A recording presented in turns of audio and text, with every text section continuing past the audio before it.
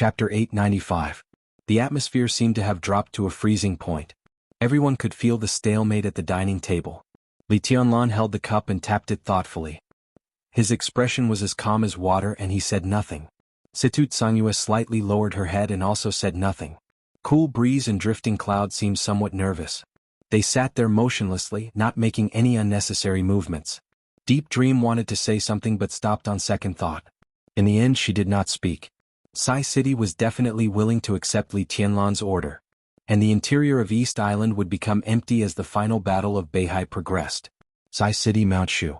In today's dark world, in terms of high-end force, the combination of the two forces would not be weaker than any superpower in its heyday. The hidden god of Zhongzhou State, the Nirvana Sword Master. 2 invincible realm experts. Qing Feng, Lu Yun, Phantom Sword Master, Yin Yang Sword Master. 4 half-step invincible realm experts. This kind of lineup was exaggerated enough at any time, and it had the ability to overturn the whole East Island to meet Li Tianlan's requirements. But the problem was that Situ Sangyue didn't want to go to East Island. Not because of East Island itself. It was not because of Jifeng Sword Raining School and Wuji Palace. It was because of the Purgatory of Heaven capital. Although its strength had been shifting in the past 2 years, the Purgatory of Heaven capital still had a lot of influence in East Island.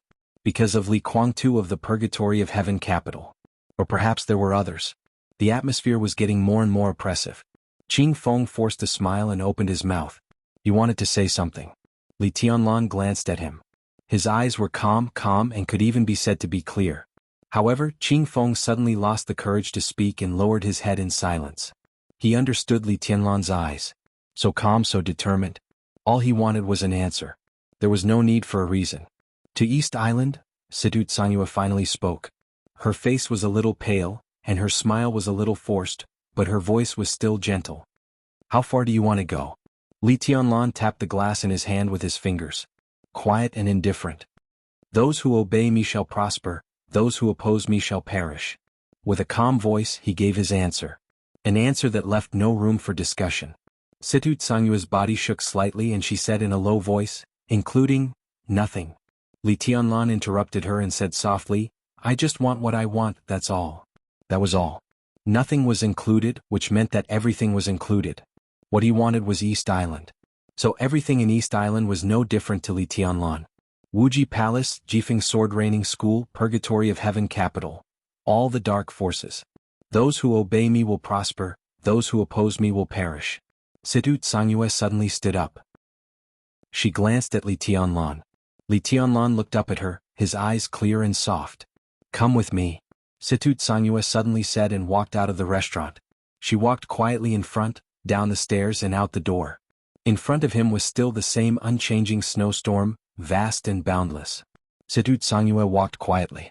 She was in a trance. Li Tianlan followed her, silent and indifferent. The wind and snow fluttered the black cloak he was wearing, and the long hem of the cloak floated gently in the wind and snow. The complicated and dense golden patterns on the cloak formed mysterious patterns one after another in the transformation of the cloak. Li Tianlan stood straight, exuding an extremely sharp majesty.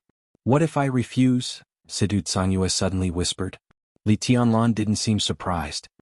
He just nodded and said, I can understand. What if I refuse? Situ Sangyue asked again in a faint tone. Then Mount Shu will go by itself and Saint will lead the team. Li Tianlan said. Situ Sangyue smiled and kept walking.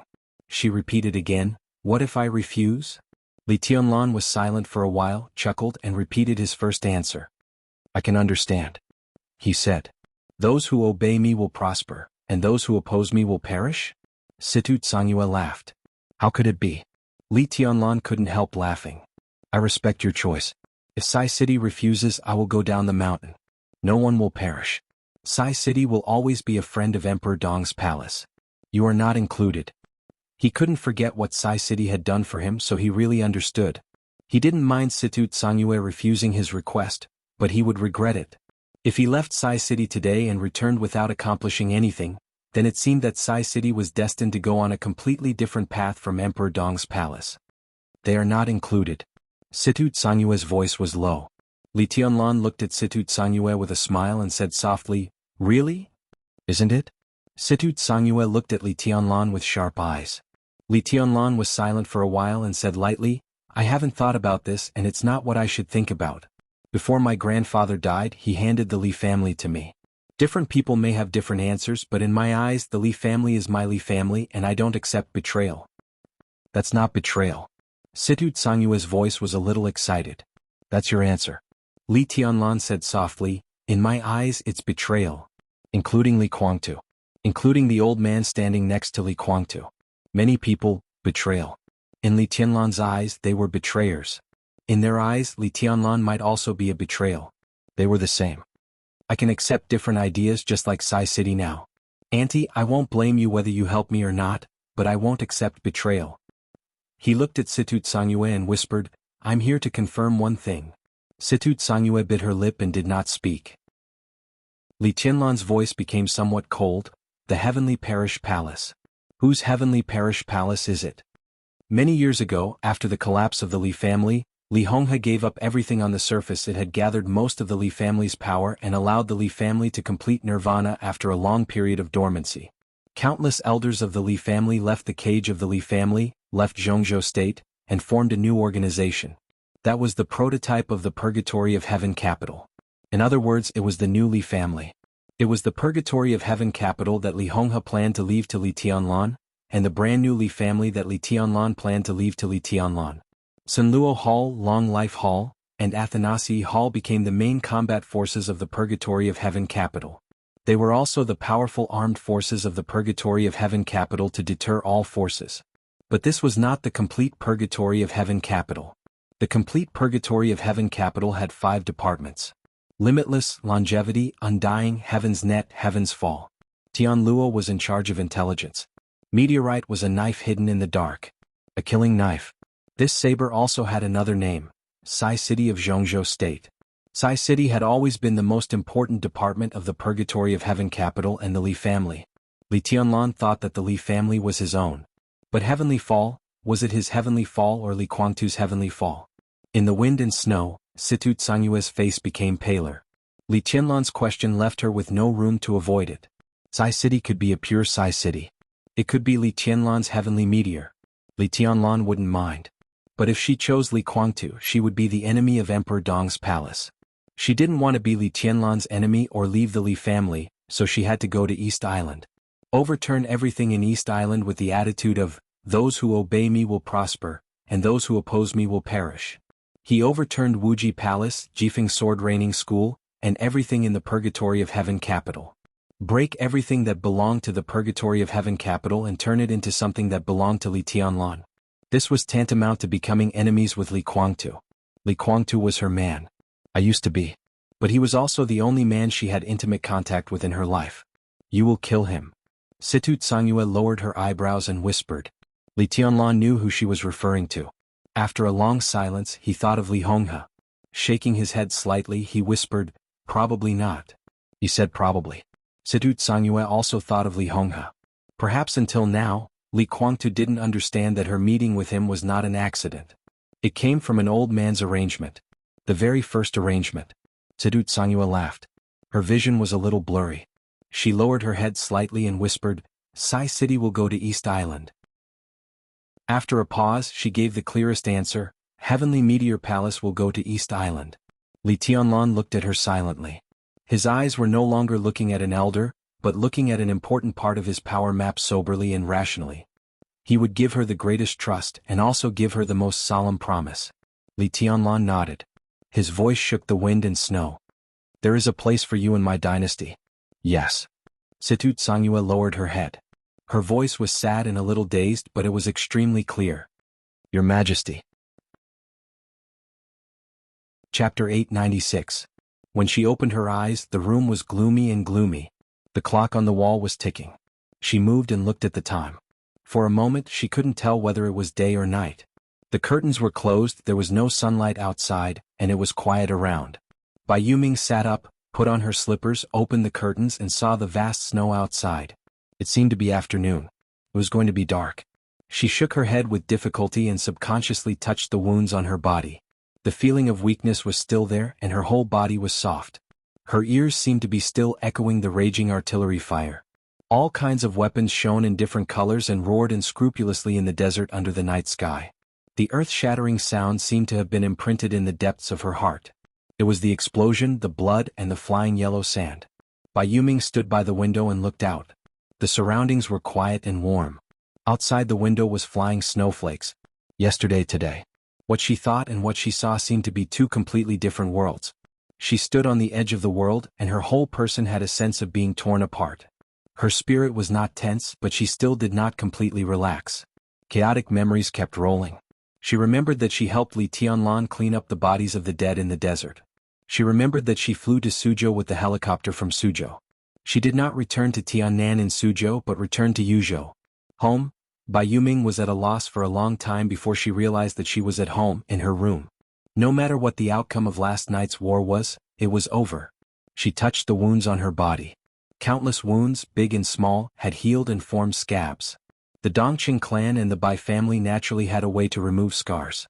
Her injury was not too serious, and there was no serious problem on the surface of her body. The internal injury still needed to rest for a period of time. The main thing was the weakness brought by mental exhaustion and severe exhaustion, which made her weak. There was also the sequela brought by the Taoist madness. The Taoist madness, she thought of Azurapath. She thought of her commander. Her knife pierced into his chest. They said goodbye. Said goodbye. Bai Yuming was silent for a long time. It was hard for her to describe her psychological feelings. It was a little low but not heart-wrenching. She was muddle-headed. That knife seemed to have merged with every picture of the desert war. Perhaps it was a little special, but they were indeed fused together. Bai Yuming grabbed her hair. She had liked him before. In the past, she shook her head again and drank the recovery potion on the bedside table. She changed out of her pajamas and put on some loose clothes before walking out of her room. A burst of hearty laughter came from downstairs. It sounded familiar. Bai Yuming stood on the railing of the corridor and looked down, slightly stunned. On the sofa in the living room downstairs, a man in his 30s was watching. The calm and composed man sat there, talking happily with his grandfather Bai Zhanfeng. Although he was a junior, he showed no fear and trepidation in the face of the most senior counselor in Zhongzhou State. His every move was free and easy, and his momentum was magnificent. Bai Zhanfeng sat opposite him with a smile. His face was ruddy and he seemed to be in a good mood. Bai Yuming blinked her eyes and forced herself to wake up from her muddle-headed state. She adjusted her mood and chuckled, "Brother-in-law, long time no see. What a rare guest. I thought the speaker had forgotten where the Bai family is." Bai Zhanfeng raised his head and glanced at his granddaughter, smiling without saying a word. Opposite him, Zhou Yuanshan, who was now the speaker of Jiangxia, raised his head and glared at Bai Yuming. He scolded with a smile, "How dare you call me brother-in-law? Every time you open your mouth you call me brother-in-law. I think you've forgotten about me, your brother. I am 1 year older than Qiuqi. Qiuqi has always called me sister. It's right to call you brother-in-law." Bai Yuming raised the corner of her mouth and sped up her pace to go downstairs. Zhou Yuanshan shook his head, not knowing whether to laugh or cry. In this generation of the three pillars of the giant group, he, Bai Yuming, and Dongqing Qiuqi were close in age. They could be said to be childhood friends. He was 4 years older than Dongqing Qiuqi, and Bai Yuming was 1 year older than Dongqing Qiuqi. In this way, Bai Yuming, who called Zhou Yuanshan brother since childhood, always regarded herself as sister after they got married. When they got married, if Zhou Yuanshan didn't call her sister, he almost couldn't get into the bridal chamber. It was a dark history with no moral integrity. Now, every time he met Bai Yuming, she called him brother-in-law, which made his scalp numb. Bai Yuming went downstairs and poured herself a glass of water. She sat on the sofa casually and looked at Zhou Yuanshan. "Are you here for a meeting?" 3 months at the political college. Zhou Yuanshan smiled.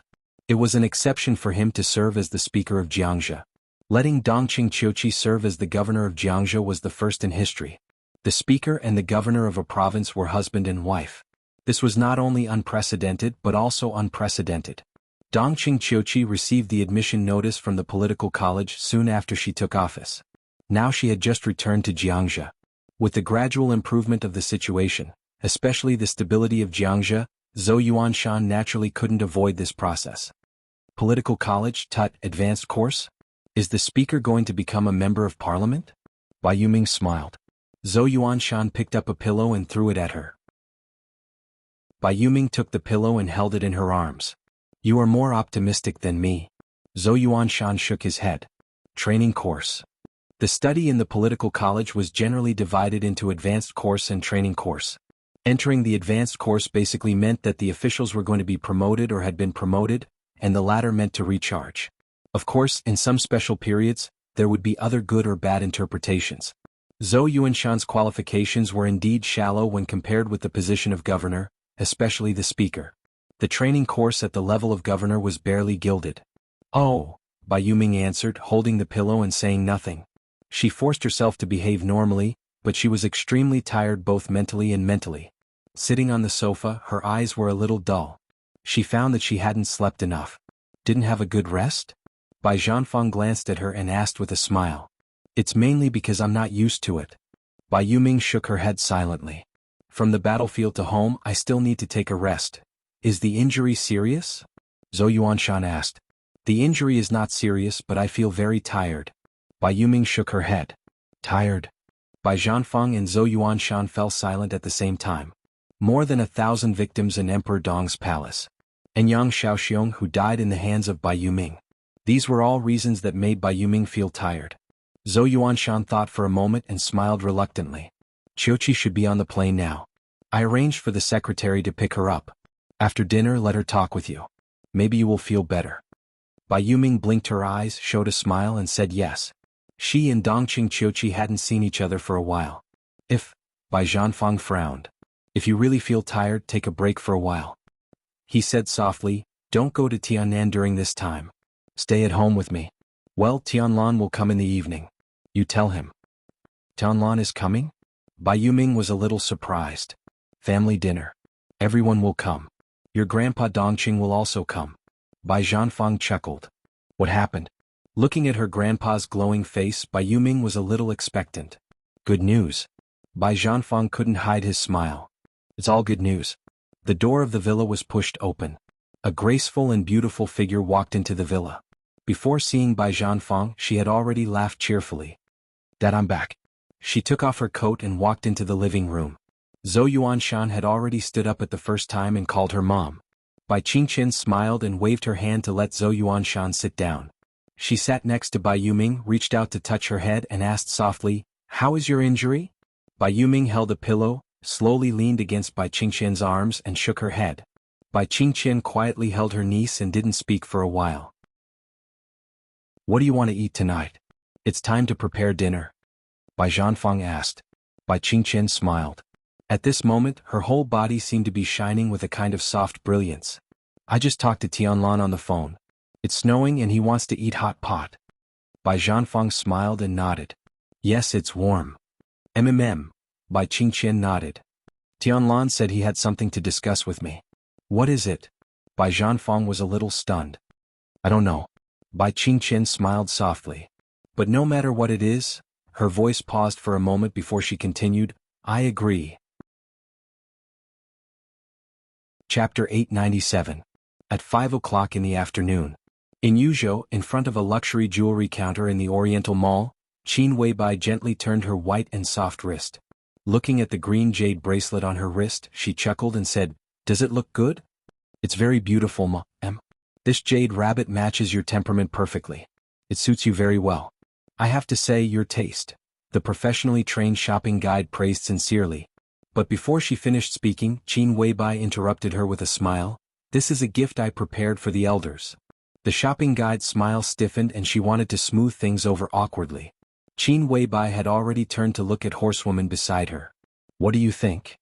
"Boss, we have more than 25% of the Posey family's shares." Horsewoman helped Qin Weibai hold her coat with one hand and a small gift bag in the other. Her expression was meticulous. The Posey family was a famous family in Europe. To be exact, they were the first jeweler in Europe. If Qin Weibai needed jewelry, she could ask them to customize it. "It's too late to prepare." Qin Weibai shook her head, took off the bracelet on her hand and whispered with a smile, "It's just a token of my appreciation for our first formal meeting. You don't need to be too deliberate." She nodded to the shopping guide. "Wrap it up." Horsewoman immediately handed a bank card without a password to the shopping guide. The exquisite bag in her hand had already been filled with many small gifts. They were indeed small gifts. At least they were not big. For example, there were scarves, watches, jewelry, and about a dozen pieces scattered around. They were the trophies they had obtained during the afternoon shopping. The shopping guide took the bank card with both hands and trotted to pay the bill. Qin Weibai looked down at the jewelry in the counter casually. She blinked her eyes, thinking about what she seemed to have overlooked. Horsewoman held the gift and looked at the relaxed and quiet boss. She could not help but have a strange feeling in her heart. In her impression, this was not the style of the boss at all. She wore a white close-fitting cardigan, black tight straight pants and high heels. The light-colored coat had been handed over to Horsewoman.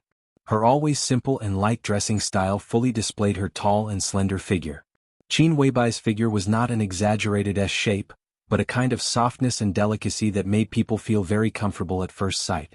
The more comfortable it was, the more it became.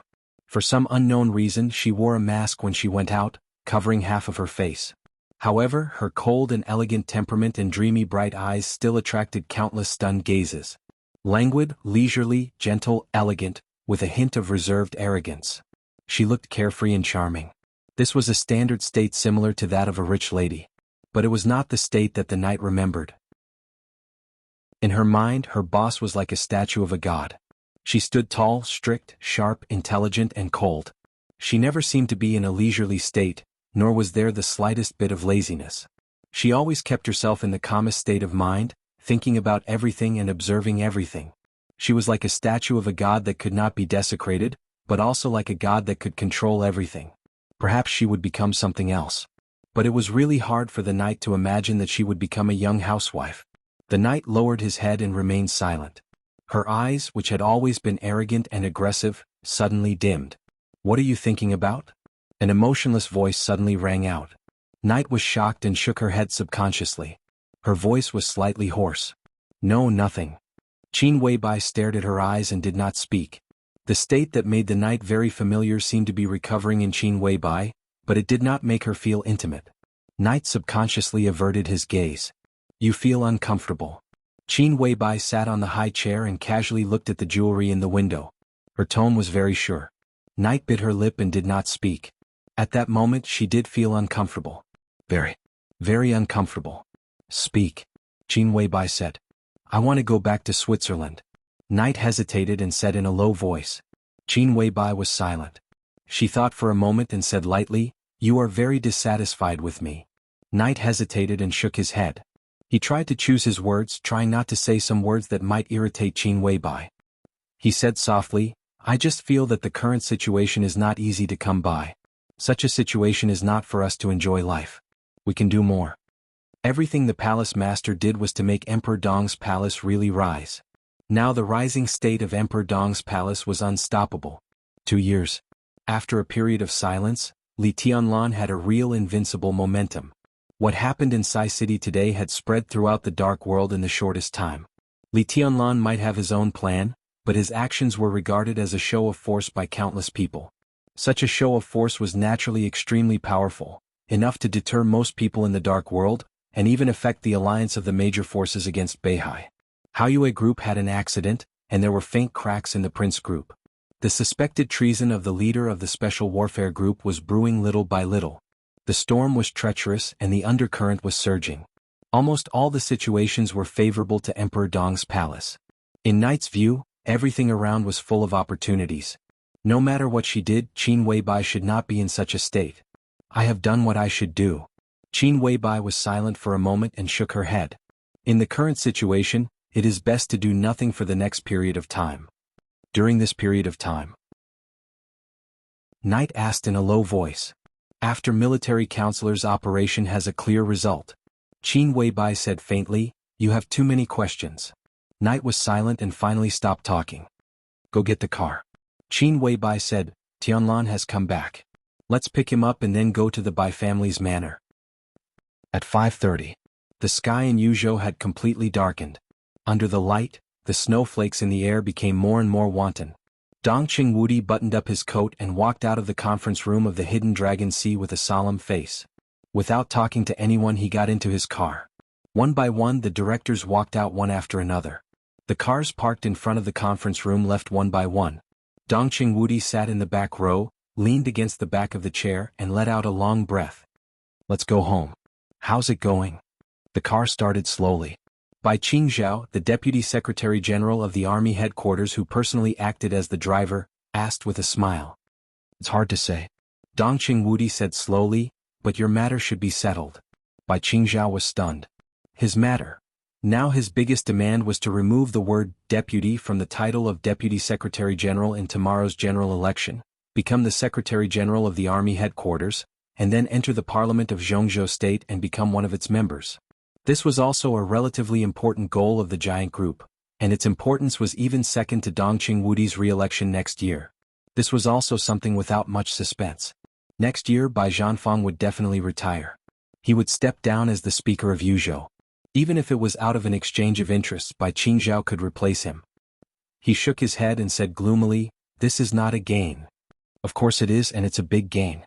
Dongqing Wudi smiled, looked at the snowflakes outside the window and recalled the content of the meeting. Too many things had happened today. First, the chairman of Haoyue Group died. This matter attracted everyone's attention at once. Then, before anyone could react, the task force and the General Staff Department submitted reports about the Burning Legion. The most critical witness was killed as soon as he entered the Special Operations Bureau of Yuzhou. The image of the entire Special Warfare Group's treason suddenly became extremely clear. Li Huaqing held a meeting as soon as possible. It was not a plenary meeting of the parliament. It was a meeting of the 9 directors. The 9 directors could be said to be the leaders of the major groups in Zhongzhou State. Obviously, Li Huaqing wanted to control the scope of influence when the situation was unclear. In addition to the 9 directors, Gu Xingyun and Yi Dongxing, the deputy minister of the army headquarters who first discovered the suspicion of the Special Warfare Group's treason. There was no one else in this meeting. At the beginning of the meeting, Yi Dongxing had already submitted a report on behalf of the General Staff Department. The conclusion reluctantly given by the task force at the first time was regarded as a formal conclusion. In the conclusion, it was already confirmed that Qi Mulin was seriously suspected of treason. 2 years ago, Li Tianlan destroyed the Qi family was just an overreaction, but it could not be regarded as a crime. On the contrary, his approach saved a lot of losses for Zhongzhou State. Li Tianlan was not guilty. This was the first point that the Southeast Group and the Giant Group wanted to confirm. It seemed unimportant, but in fact it was very important. Li Tianlan was not guilty, so the 2 years of imprisonment in the desert was Li Tianlan's grievance. Zhongzhou State must compensate him. Li Tianlan leaving the desert could not be regarded as a prison break. At the same time, some people who asked for severe punishment of Li Tianlan had to pay some price, and those who supported Li Tianlan would also get benefits. What Li Tianlan did next was bound to be highly tolerated by Zhongzhou State. Li Tianlan was not guilty, so Qi Mulin was guilty. Qi Mulin was Qi Baitsong's adopted son. If something happened to him, Qi Baitsong's reputation would inevitably be fatally damaged. In addition, Black Hawk's confession. The whole Special Warfare Group would be in a precarious situation. At the meeting, Gu Xingyun made a speech that lasted nearly 40 minutes. After the necessary review, he denied all the contents of the confession and said that he did not know the cause of Black Hawk's death. At the same time, he stated that the Special Warfare Group would cooperate with all the subsequent investigations of the Parliament. The Special Warfare Group and the Prince Group were closely connected. At the same time, they thought that confirming Li Tianlan's innocence should not be too hasty. When the Parliament was in a heated debate, the news of Sai City came from the outside world. That incredible sword seemed to completely dispel the spirit of the Special Warfare Group. Gu Xingyun was the first to fall silent. The Giant Group and the Southeast Group echoed each other and confirmed Li Tianlan's innocence at the top meeting of Zhongzhou State. Li Huaqing acquiesced in this and emphasized that he would communicate with Li Tianlan and give Emperor Dong's palace adequate compensation appropriately. A task force was also formally set up at the meeting. Dongqing Wudi served as the patriarch, and Yi Dongxing served as the deputy team leader. They transferred real elites from the General Staff Headquarters, the Ministry of Security, and other departments to investigate the Burning Legion and the Special Warfare Group in detail. A lot of things were determined in the nearly 3-hour meeting. Bai Qingzhao's position was naturally determined. It could be seen as a compromise of the Special Warfare Group, or Gu Xingyun's concession in silence. Even without this, I won't have a big problem next year, Bai Qingzhao said in a dull voice. Normally speaking, it's true, Dongqing Wudi said thoughtfully, but now there are some unexpected situations. Bai Qingzhao said, and his eyes became a little fierce. It's not a bad thing. Dongqing Wudi shook his head. A few days ago, I communicated with Saint and military counselor. They seemed to want Qingqian to go further, but they didn't say it clearly. Tonight, Tianlan should talk to me about this. Bai Zhanfang retired. Under normal circumstances, Bai Qingzhao or Bai Qingqian could at most be promoted. Now this opportunity was very likely to let both brother and sister go further. Dongqing Wudi was silent for a while, then said with a smile, "Let's go home first. There will be hot pot in the evening and the children will all go there." Bai Qingzhao breathed a sigh of relief and started the car with a smile. At 6 o'clock, the Rolls-Royce with the Yuzhou license plate slowly drove into the Bai family's manor. The back of the car had been isolated. Qin Weibai's face was slightly red. She curled her legs in Li Tianlan's arms and moved. She whispered, "Let me go. We're almost there." "Doesn't it hurt anymore?" Li Tianlan chuckled and carelessly played with a pair of translucent and tender jade feet in his palm as if he was touching the most precious treasure. Qin Weibai rolled her eyes at Li Tianlan. Her eyes were like silk and she said with hatred, "It doesn't hurt at all. You only know how to bully me." She put in a little effort to stretch her feet out of Li Tianlan's arms, bent down to find her socks and carefully put them on. She whispered with a smile, "You're going too far." Li Tianlan smiled and was about to say something when a bright light suddenly shone from another direction. It was an Audi with a Jiangxia license plate. The car of the Jiangxia resident office in Beijing. Qin Weibai whispered, "Is it Speaker Zhou? Or Qiuqi?" Li Tianlan shook his head. The Rolls-Royce and the Audi stopped in front of the Bai family's villa almost at the same time. An elegant and dignified figure came out of the back row of the Audi. She looked at the Rolls-Royce beside her and seemed to wave in surprise. "Sister Qiuqi." Li Tianlan got out of the car and looked at the woman beside the Audi. He was slightly stunned. Dongqing Qiuqi stood there, beautiful and dignified. In the flying snow, she was dressed warmly and held a tightly wrapped object in her arms. An object? Li Tianlan was a little stunned. In his sight, the small object moved slightly. "My daughter." Dongqing Qiuqi greeted Qin Weibai with a smile and looked at Li Tianlan, who was a little stunned. "When did it happen?" Li Tianlan laughed. He had been in the desert for 2 years, but he really hadn't heard of it. "A few months ago." Dongqing Qiuqi smiled softly. "The child is only 6 months old and can't greet people yet, but we can't do without a greeting gift." Li Tianlan smiled and said yes. He looked at the baby in Dongqing Qiuqi's arms curiously. "What's her name?" "Let's go inside." Dongqing Qiuqi smiled and walked to the villa. She whispered, "Dongqing Yu." Chapter 898. The villa in the manor of the Bai family ushered in a rare lively atmosphere. In fact, there were not too many people in the so-called lively atmosphere. Dongqing Hongguang specially came from Zhongyuan province. Dongqing Wudi and Bai Qingqian were husband and wife. Bai Zhanfang, Bai Qingzhao, Bai Yuming and their grandchildren. Zhou Yuanshan and Dongqing Qiuqi took their daughter. Then came Li Tianlan and Qin Weibai. This was the family dinner of the Bai family. They were all people Li Tianlan was familiar with.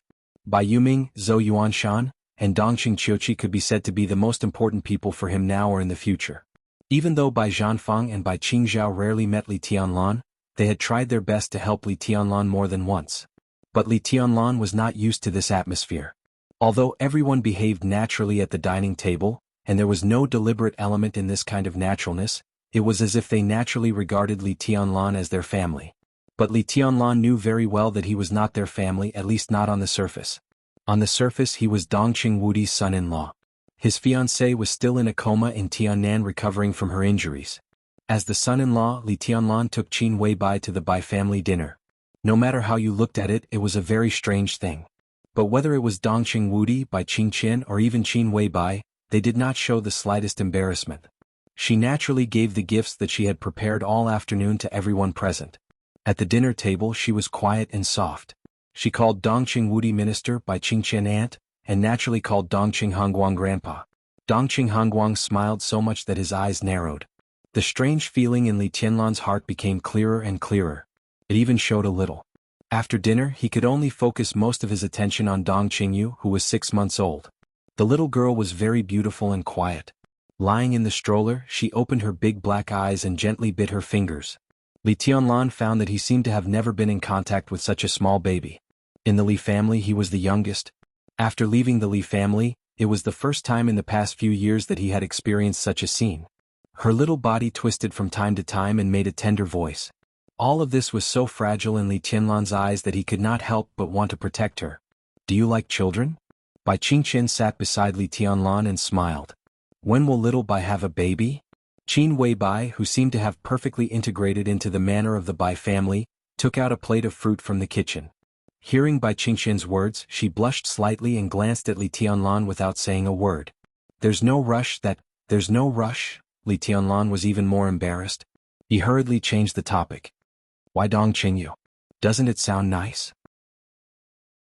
Dongqing Qiuqi walked over with a smile, stretched out a finger, and gently touched the girl's delicate face. Nice. Li Tianlan looked at Zhou Yuanshan with some doubts. Brother-in-law, you don't mind? Normally the child should be surnamed Zhou. We've discussed it. If the first one is a daughter, her surname will be Dongqing. Your brother-in-law and I are ready to have a boy to inherit the glory of the Zhou family. Dongqing Qiuqi said with a smile, looking at her daughter with doting and gentle eyes. Li Tianlan smiled and nodded. He glanced at Zhou Yuanshan and said, Congratulations, brother-in-law. The meaning of this congratulation was extremely rich. It was to congratulate Zhou Yuanshan for becoming the speaker of Jiangxia, and also for becoming a father. Zhou Yuanshan was the speaker of Jiangxia, and Dongqing Qiuqi was the governor. It was no exaggeration to say that today Zhou Yuanshan could be said to be the most authoritative speaker in the whole Zhongzhou state. His words carried enormous weight, and there would not even be a second voice in Jiangxia. With such a powerful environment, as long as it was well managed, 5 years later, when Zhou Yuanshan was in his early 40s, he was fully capable of competing for the position of a member of parliament. Even if it was an alternate member of parliament, it had extraordinary significance for him. At that time, Zhou Yuanshan could be said to have a truly promising future. Same to you. Zhou Yuanshan smiled and waved his hand. Dongqing Hongguang looked at this scene with a smile, looked at Bai Zhanfang and nodded slightly. Bai Zhanfang stood up with a smile and said slowly, Let's go to the study to talk. Okay, I'll make you tea. Dongqing Qiuqi laughed. She didn't move, but Dong Qingyu, who was lying in the stroller, seemed to be a little bored. She twisted her body and cried. I'll go. Qin Weibai stood up, looked at Li Tianlan, who also stood up, and whispered, Don't smoke so much. Li Tianlan reached out to touch his hair and walked to the study. Dongqing Hongguang and Bai Zhanfang. Dongqing Wudi and his wife. Li Tianlan and Zhou Yuanshan went upstairs one after another. The study was filled with incense that could refresh one's mind. Dongqing Hongguang sat on the sofa, and his smile gradually faded. He glanced at Dongqing Wudi and went straight to the point. Tell me about it. Dongqing Wudi sat next to Bai Qingqian, thought for a moment and said with certainty, The matter of the Qing dynasty is basically settled. It's not a big problem. The parliament has set up a task force to investigate the special warfare group. There is not much content in today's meeting. Everything is very sudden and it has just begun. Everyone is still waiting for a relatively clear result. This is a good beginning and the entry point is very good. Has the Southeast group prepared for it? Bai Zhanfang said thoughtfully. It was prepared 2 years ago. Dongqing Wudi nodded. Black Hawk is a member of the Wang family of Beihai. To be exact, he is a man of sacrifice secretly cultivated by the Wang family of Beihai. The Wang family of Beihai has the divine martial army in Africa, and their influence is very strong. At the beginning of the rise of the Burning Legion, the Wang family of Beihai and the divine martial army have begun to secretly infiltrate the Burning Legion. Over the years, the Burning Legion has secretly cleaned up some of them, but some of them have also taken root in the Burning Legion. Black Hawk is one of them.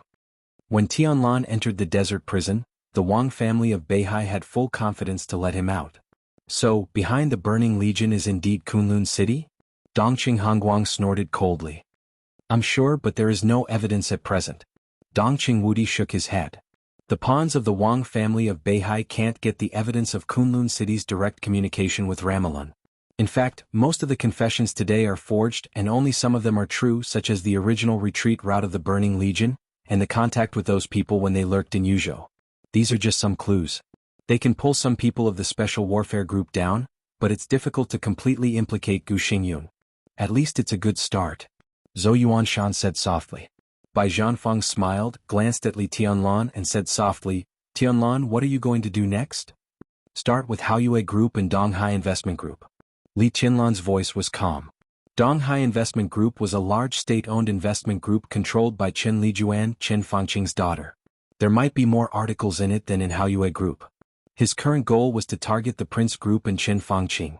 As for the treason case of the Special Warfare Group initiated by the Wang family of Beihai, a large part of the reason was to clear Li Tianlan's name. As for whether Wang Xingxiao wanted to get some benefits from the Special Warfare Group, Li Tianlan didn't care.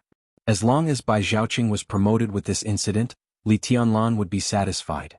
His target would always be Chen Fangqing. Haoyue Group, Bai Qingqian thought for a moment. I worked with them when I was in Qingzhou. They handled many projects very cleanly. It can be seen that their chairman is a very cautious person. It doesn't make sense. Li Tianlan said softly, the Flourishing Age Fund has acquired more than 20% of the shares of Haoyue Group. It is expected that it can acquire 45% of the shares of Haoyue Group within a week and become the largest shareholder of Haoyue Group. If we are lucky, more than 51% of the shares of Haoyue Group will be acquired by the Flourishing Age Fund. At that time, with absolute control, we can find out the problem internally. Bai Qingqian froze for a moment. Everyone froze for a moment. The Flourishing Age Fund? No one was unfamiliar with the Flourishing Age Fund. It was the world's top financial giant, a financial giant that could directly mobilize trillions of funds. No matter which country it was in, it could be said to be a big shot standing at the top. If it wanted, the Flourishing Age Fund even had the power to influence the development trajectory of Zhongzhou State. Less than a day after the accident of Haoyue Group, the Flourishing Age Fund had completed the initial acquisition and held 20% of the shares of Haoyue Group. In the next week, there was bound to be a bloody storm inside Haoyue Group. The financial giant, the Flourishing Age Fund, could completely swallow the entire Haoyue Group if it opened its mouth. The problem was that the Flourishing Age Fund had acquired Haoyue Group. Why did it let Li Tianlan find out the problem internally?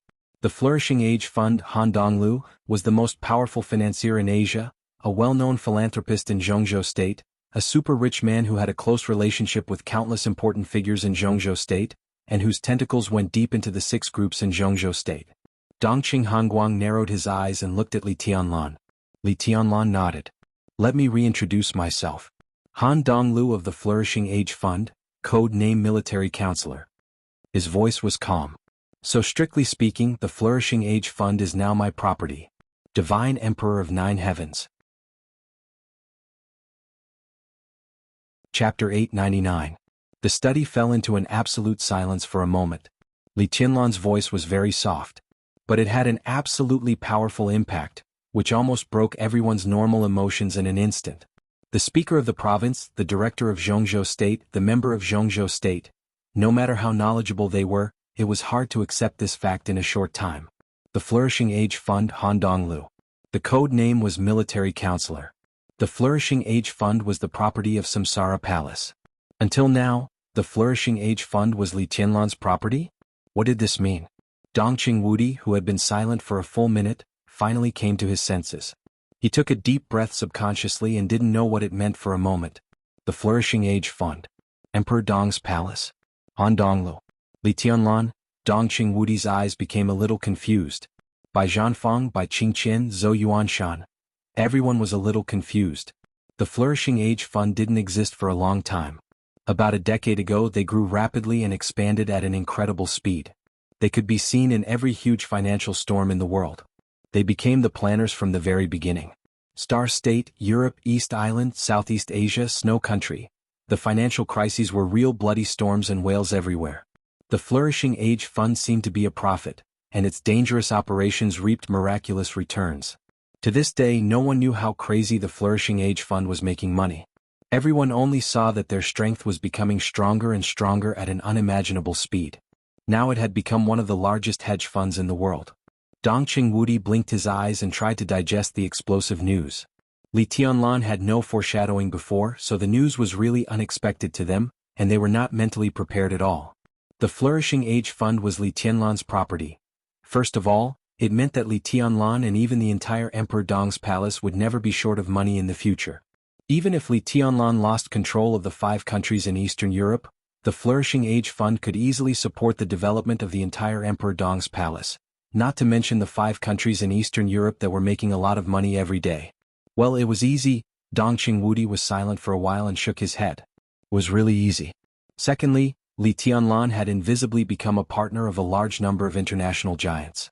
In this way, Emperor Dong's palace would have no lack of investment in the future. Once this news was exposed, Emperor Dong's palace, which had been developing at a crazy speed, would further develop faster. The power of money would radiate throughout Tianan and shorten the time for Li Tianlan to unify Tianan. And then, the close relationship between Han Donglu and the Six would become Li Tianlan's relationship. No, at the moment the Special Warfare Group was in a precarious situation, and the Prince Group's foundation was also unstable. A considerable number of people in these two groups would be shaken. Once the fact that the Flourishing Age Fund belonged to Li Tianlan was exposed, sufficient financial resources, absolute military strength, a bright future and huge support, all of this could make many people of the two groups board Li Tianlan's boat with the help of their relationship with Han Donglu. The Prince Group and the Special Warfare Group were the same. There must be Han Donglu's people in the Giant Group, and so would the Southeast Group. Most importantly, the North Group. All the signs showed that Han Donglu had a strong influence on the North Group, especially the potential leader of the North Group. His relationship with Han Donglu was practically indestructible. Dongqing Wudi suddenly thought of the past 2 years when the Giant Group was reshuffled. The North Group stood firmly on the side of the academics and the Prince Group and took one valuable position after another from the Southeast Group and the Giant Group. The strength of the North Group expanded rapidly. If there was no accident, Zhou Yunhai of the North Group would be re-elected in next year's election, and at least 2 people from the North Group would become the new members of parliament. Was the increased strength of the North Group Li Tianlan's strength? Military Counselor had been preparing for more than 2 years ago. On this day? In the past 2 years, the strength of the Giant Group had shrunk greatly because of the reshuffling. But if the North Group was added, its strength was even stronger than in its heyday. Dongqing Wudi's mind was buzzing. He thought of the most obvious points and felt a little emotional. He believed that it must be more than that. The combination of the Flourishing Age Fund and Emperor Dong's palace would completely cause a series of chain reactions. The Flourishing Age Fund made up for all the shortcomings of Emperor Dong's palace, whether in wealth or politics. There were more things that Emperor Dong's palace could not see at the moment. Zhongzhou State had made several secret asset evaluations on the Flourishing Age Fund, but all the evaluation reports were not comprehensive and could not even get a general outline. Han Donglu had been too low-key before, at least in Zhongzhou State. Not many people knew what he had done in Zhongzhou State. He subconsciously took out a cigarette and lit it. He took a deep breath and asked with some uncertainty, "Really?" He knew that Li Tianlan could not bullshit on this matter. If he had not gotten military counselor's promise or even allegiance, and was 100% sure that the Flourishing Age Fund was under his control, then even if Han Donglu was really military counselor, Li Tianlan would not have told him the news. The fact that he could say it meant that military counselor had fully proved his loyalty. The destruction of the Samsara Palace, the death of the master of Samsara Palace, and everything that once belonged to her were completely given to Li Tianlan by her. And it seemed that all of this was not out of control at present. Except for the one in Northern Europe. Dongqing Wudi suddenly felt a little complicated. It was a kind of feeling that could not be put into words. Really? Li Tianlan simply nodded. Dongqing Wudi took a deep breath and his heart became more and more complicated. He thought of the master of Samsara Palace again. Everyone thought that the Samsara Palace had no power in Zhongzhou State. The Wang family of Beihai and Kunlun City had always been very vigilant against other forces entering Zhongzhou State in the past. But who could have thought that without anyone noticing, the Samsara Palace had already extended its hands to Mount Shu and even set up the Flourishing Age Fund? He shook his head and whispered, "Now if everything goes well, you can totally set up a new group." The others finally came to their senses. Bai Qingqian breathed a sigh of relief and nodded. Indeed, a new group may not be as good as the academics in the Southeast Group, but in terms of potential, it is definitely the most promising of all groups. If there was no accident. Dongqing Wudi spoke very cautiously. But in fact, everyone knew that it was almost impossible for there to be an accident. The Flourishing Age Fund made up for all the shortcomings and defects of Emperor Dong's palace. Li Tianlan had all the connections, resources, wealth, and absolutely powerful forces. What Emperor Dong's palace lacked most now was the foundation accumulated over a long period of time. But the new forces generally had strong cohesion, which could make up for this to a certain extent. Although Emperor Dong's palace had no foundation, the Purgatory of Heaven capital inherited many things from the Li family. Li Tianlan was bound to take over the Purgatory of Heaven capital. Then Emperor Dong's palace would almost be another Wang family of Beihai. and it would be a replica of the Wang family of Beihai, the chosen one in the dynasty. This was a magnificent event that everyone was looking forward to. That's exactly what I'm thinking. Li Tianlan nodded and said slowly, that's what I'm going to do next. Dongqing Wudi froze for a moment and instantly understood what Li Tianlan meant. You want to set up a new group? Li Tianlan replied with a hum. Dongqing Wudi vaguely understood what Li Tianlan wanted to talk to Bai Qingqian today. He smiled and whispered, when I communicated with the president today, the president mentioned Prime Minister Hua and said that you seem to have a different view. I see. Li Tianlan did not agree to let Hua Xingyang go further because he wanted to leave enough room for his group to develop. As the situation became clear, Wu Jingmin was likely to become a director from a counselor this time. No matter what position, a director was enough to support the top structure of a group.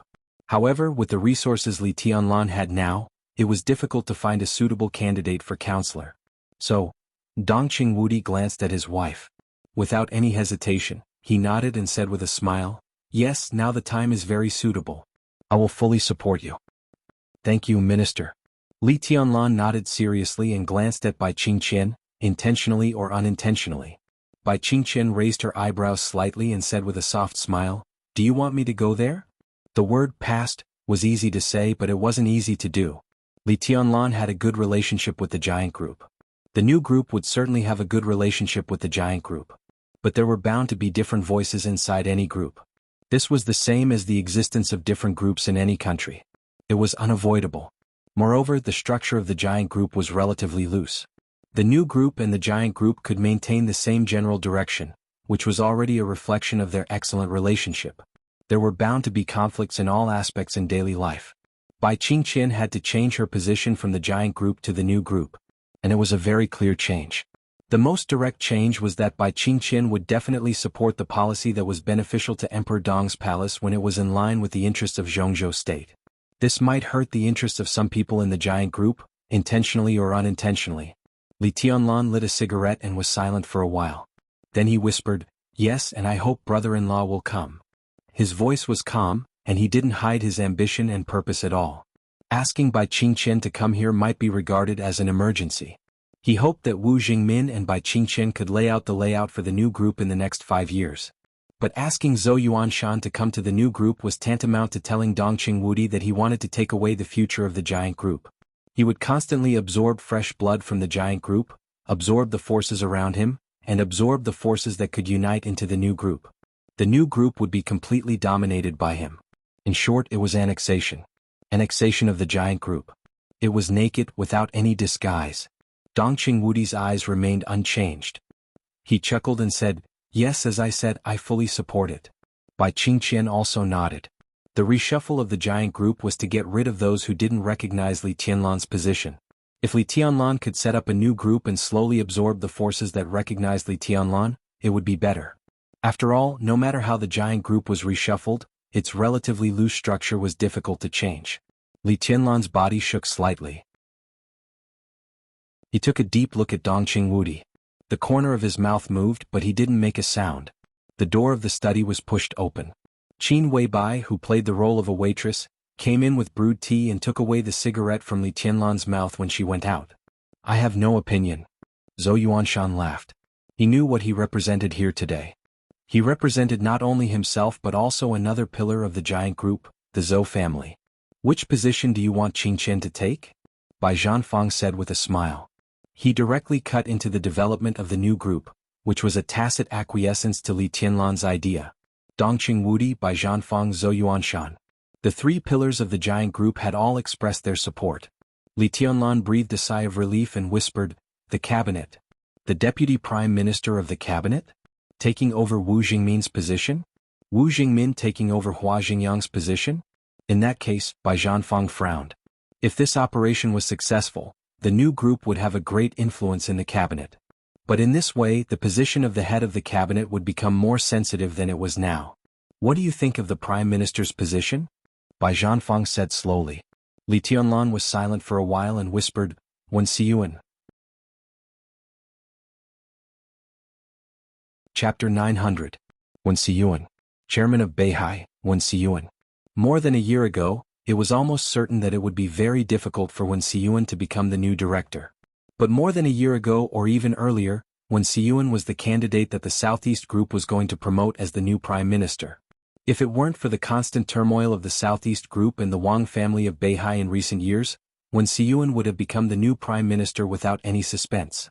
With the turmoil of the Southeast Group, there was an obvious vacancy in the position of prime minister, so this position had become the most competitive position at this time. Bai Zhanfang thought about it and glanced at Dongqing Wudi. Dongqing Wudi frowned slightly, deep in thought. Not bad. Dongqing Hongguang suddenly laughed with some appreciation in his voice. Dongqing Wudi smiled bitterly. It was really good, but it didn't mean that the next thing would be simple. Pushing Wen Siyuan to be promoted would definitely get the strong support of the Southeast Group, and he would also get the Southeast Group's return. Wu Jingmin's matter would no longer be a problem, and Bai Qingqian's position could basically be confirmed. The only thing he had to consider was that after Wen Siyuan entered the cabinet, he would not be easy to deal with in the future. Compared to the aggressive Chen Fangqin, Wen Siyuan's personality was more stable. His foresight might be slightly inferior to Chen Fangqin's, but his ability to control the overall situation was stronger. If Wu Jingmin and Bai Qingqian could become the deputy prime minister and deputy prime minister respectively, the new group would become extremely powerful in the cabinet. However, if Wen Siyuan became the prime minister, Wu Jingmin and Bai Qingqian would definitely be greatly constrained at some point. After all, the cooperation between the giant group and the Southeast Group was in the honeymoon period, but in essence, it was a mutual benefit.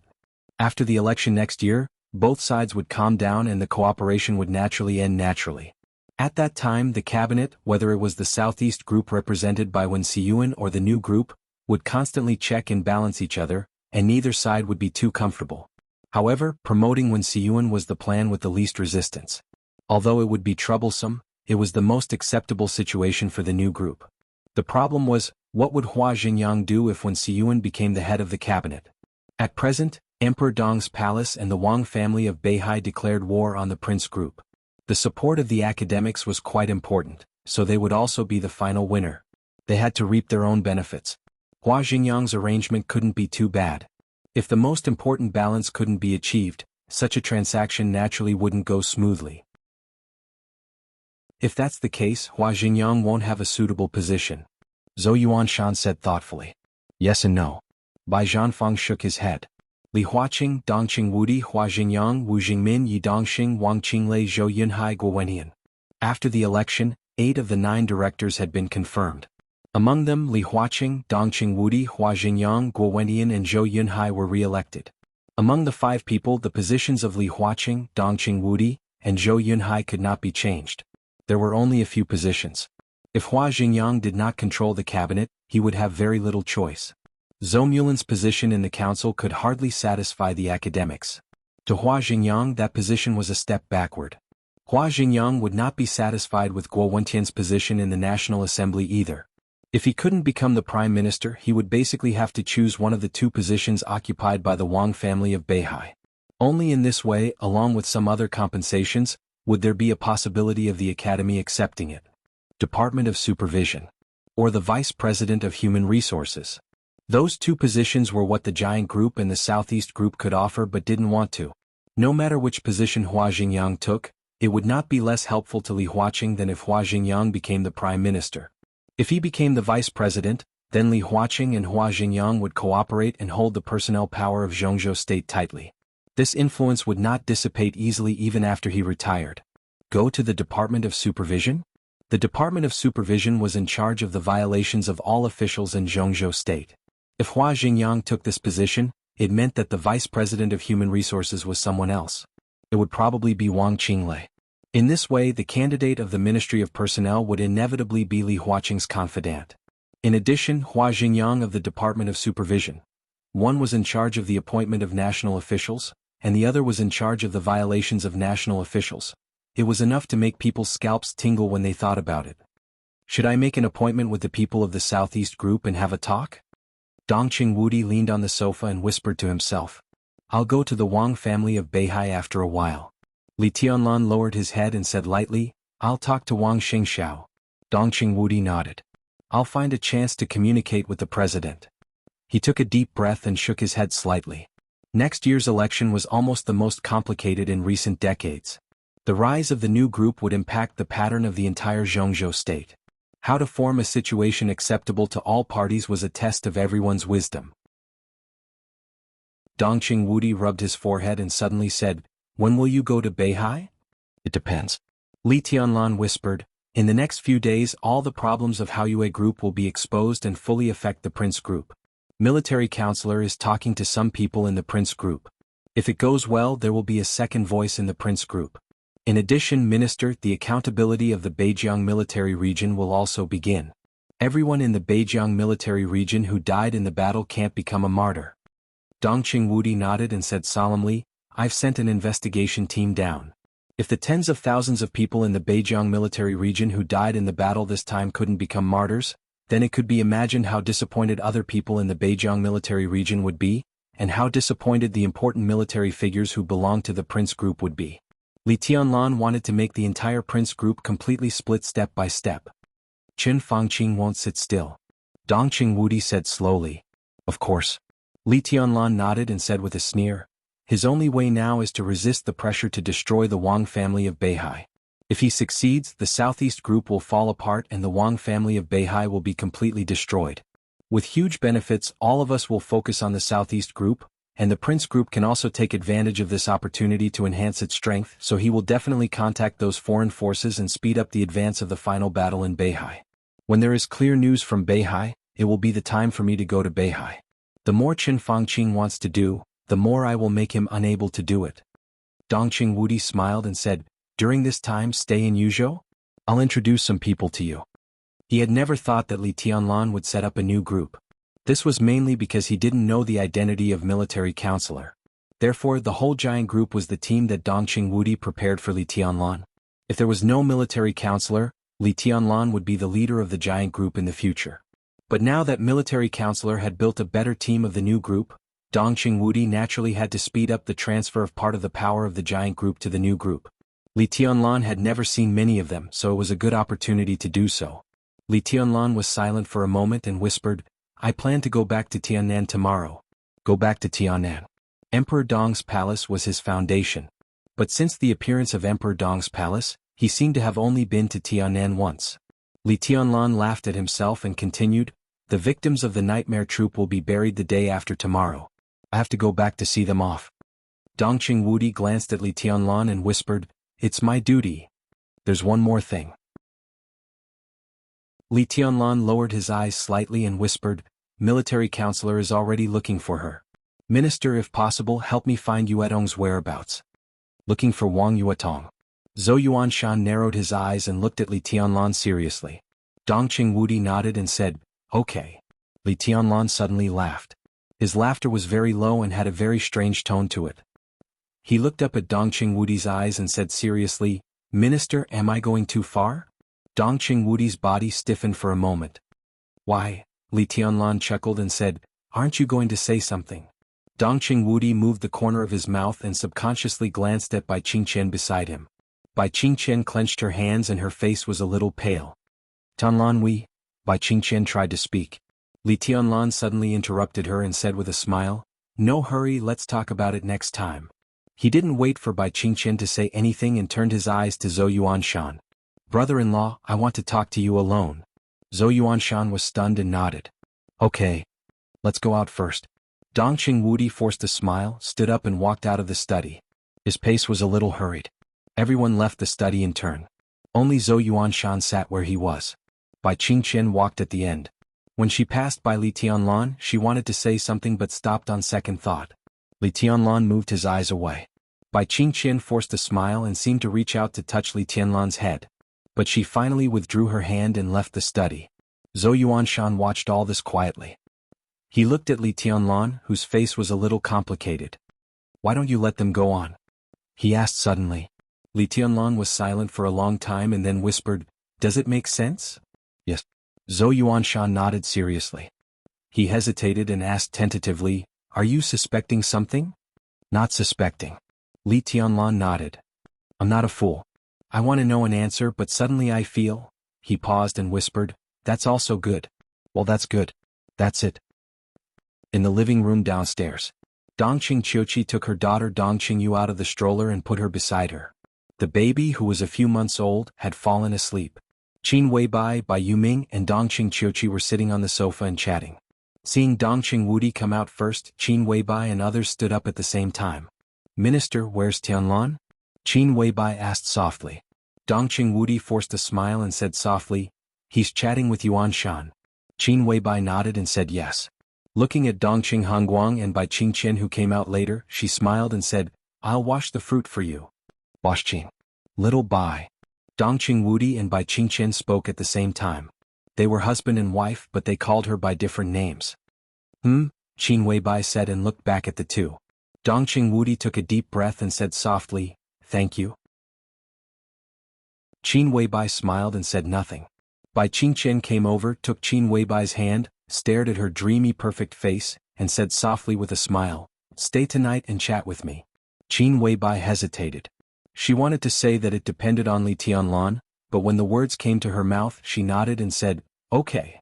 Dongqing Wudi looked away and said softly, "From now on, you and Tianlan will stay in Tiannan and take care of him. We are all at ease with you by his side." He paused as if he didn't know if it was appropriate for him to say this, but he shook his head and continued with a smile. "Of course, if he bullies you and feels wronged, you can tell your aunt at any time. You can also tell me and we can help you teach. No, we can talk to him." Qin Weibai took a deep look at Dongqing Wudi. A slight smile bloomed from the corner of her mouth.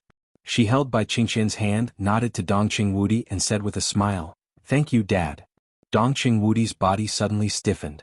Bai Qingqian's body trembled and subconsciously held Qin Weibai's hand. She lowered her head, and her eyes turned red for a moment. Chapter 901. Weak and soft lights filled the somewhat dark hall, and the inconspicuous light illuminated all the important corners of the hall. Huge and sophisticated instruments were placed in a disorderly manner, connected to screens. In the middle of the hall, there was a row of utensils that could be used for people to lie in. Strictly speaking, this was the best nutrition chamber or hibernation chamber, but just by looking at its appearance, it looked like a neatly arranged coffin. The air in the hall was cool and it looked extremely clean and tidy. Countless instruments made a slight buzzing sound when they were in operation. The instruments that were always in operation, the cold and empty hall, and the continuous buzzing sound, all of this seemed to be completely frozen in the dark environment, like a frozen oil painting. On the left side of the hall was an elevator. At this moment, the arrow on the elevator screen slowly jumped down, and finally stopped completely. Primary authority confirmed, level 2 authority confirmed, highest authority confirmed, please enter the password. The voice in the elevator sounded in the hall at the same time. "The password is correct. Please enter your fingerprint. Activate the pupil recognition system. Please enter the password. The password is correct. Welcome, doctor." In the mechanical electronic sound, the elevator door slowly opened. A young woman with short hair and a delicate face walked into the hall. Behind her on both sides were two middle-aged men with serious and rigorous temperaments. A middle-aged man immediately pressed a red button in the hall. At the same time, countless screens in the hall lit up almost at the same time, dispelling the darkness in the hall. Countless data slowly flowed on each screen. The young woman, who looked to be in her 20s, raised her head and looked at the huge screen in the center. A large amount of data was reflected in her charming silver pupils, and her expression was quiet, serious and focused. Another middle-aged man took a folder and walked over and said in a low voice, "Dr. Nayland, this is the key physical data of medical record number 2. The initial data was 3 days ago, and the last record was 6 hours ago." Nayland Shurying, who had short hair and silver eyes, was quiet and focused, took the folder and the pen in the folder. The physical data recorded on the folder were simplified symbols that only professionals could understand. Nayland Shurying drew on the more important symbols with a thoughtful look in her eyes. She quickly browsed through the folder in her hand, walked forward, and arrived in front of a hibernation chamber. The middle-aged assistant turned on the light button of the hibernation pod. Under the faint light, everything in the hibernation pod was immediately presented to Nayland Shurying's eyes. Inside the hibernation chamber was a man who looked thin and short. Perhaps because he had been lying there for a long time, his hair was very long and looked extremely messy. It made his face look even paler. He was lying flat and was completely covered in a large amount of foam. He was so quiet that he looked like a lifelike human specimen. Nayland Shurying looked at him for a while and remained silent. The man in the hibernation pod was so frail and small. Who would have thought that he was a big shot standing at the peak of the dark world before he fell into a coma? They were not at the peak of this era. They belonged to the peak of the Sword Emperor's era. There were chosen ones, half-step chosen ones, and the peak of the invincible realm in that era. His most powerful time was very short, but in that short period of time he successfully killed Arceus, an expert at the peak of the invincible realm in the state of coronation, killed thousands of the most elite saint warriors of the Vatican, and he had even heavily injured the Sword Emperor who had almost stepped into the ranks of geniuses. Situ Wanjia. The Vatican might not forget this name for a very long time. Nalan Shuring shook her head slightly and looked at the small screens on the edge of the hibernation pod. His heartbeat was normal and his breathing was normal. She pressed a button, and an X-ray quickly appeared on an instrument on the other side. Nalan Shuring took the X-ray and looked at it carefully for a while. Then she nodded and said, "His body has basically recovered. Tribulation was sent to Tiannan about half a month ago. Yuzhou had basically determined his physical state, but they still couldn't wake him up. Emperor Dong's palace took the initiative to take Tribulation over and started the deepest level of treatment and observation. All the physical data showed that Tribulation's muscles had returned to normal, and his bones had begun to heal slowly. At present he was close to the level of a normal person. But he was still unconscious." Nalan Shuring looked at him and was silent for a while. Then she whispered, "Continue to observe." The two assistants froze for a moment and said subconsciously, "Observe?" In their original plan, if Tribulation's body was really normal but he couldn't wake up, the next thing they should consider was different levels of mental stimulation. "Observe first." Nalan Shuring nodded and said, "His Highness Li Tianlan will come back in the near future. We'll see what he thinks then." The two assistants nodded and didn't say much. Nalan Shuring handed the document in her hand to the assistant and walked to another hibernation pod. "How's the situation of medical record number 1? "Same as always," the assistant said with a bitter smile. "Her body is still slowly recovering, but in a short time, there is no hope of recovering to the level of a normal person. We often monitor her brain waves, and the data is even lower than that of medical record number 1. Her body is quite seriously damaged, and it can be said that she is infinitely close to death." Nalan Shuring's footsteps paused. "Oh." She shook her head and whispered, "You haven't seen a person who is really infinitely close to death." He came to the hibernation pod in the middle and turned on the light source. In the hibernation pod, Dongqing Rushi, who was covered with foam, closed her eyes and didn't move. Nalan Shuring watched all this quietly. Her heart was heavy and her body was a little cold. Dongqing Rushi had been in a coma for 2 years. Her body was indeed getting better. But there was still a long time before she really recovered and woke up. A very, very long time. It was so long that Nalan Shuring couldn't even see hope. 2 years ago, Li Tianlan almost overturned the entire Beihai province. One of the most important contents of his deal with the Wang family of Beihai was to ask the Wang family of Beihai to completely cure Dongqing Rushi. So Nalan Shuring was sent to Tiannan by summer solstice with the most advanced equipment and a top medical team. But today, she was completely sure that the progress they had made could not satisfy Li Tianlan, who was about to return to Tiannan. The situation in Beihai had been extremely tense. Nalan Shuring was not sure whether Dongqing Rushi's condition would make the situation facing Beihai worse. She stared blankly at Dongqing Rushi, who was motionless in the hibernation pod, and was silent for a long time. "Observe closely." After a long time she took a deep breath and said in a low voice, "I stay in the lab most of the time. If anything happens, tell me immediately." "Understood."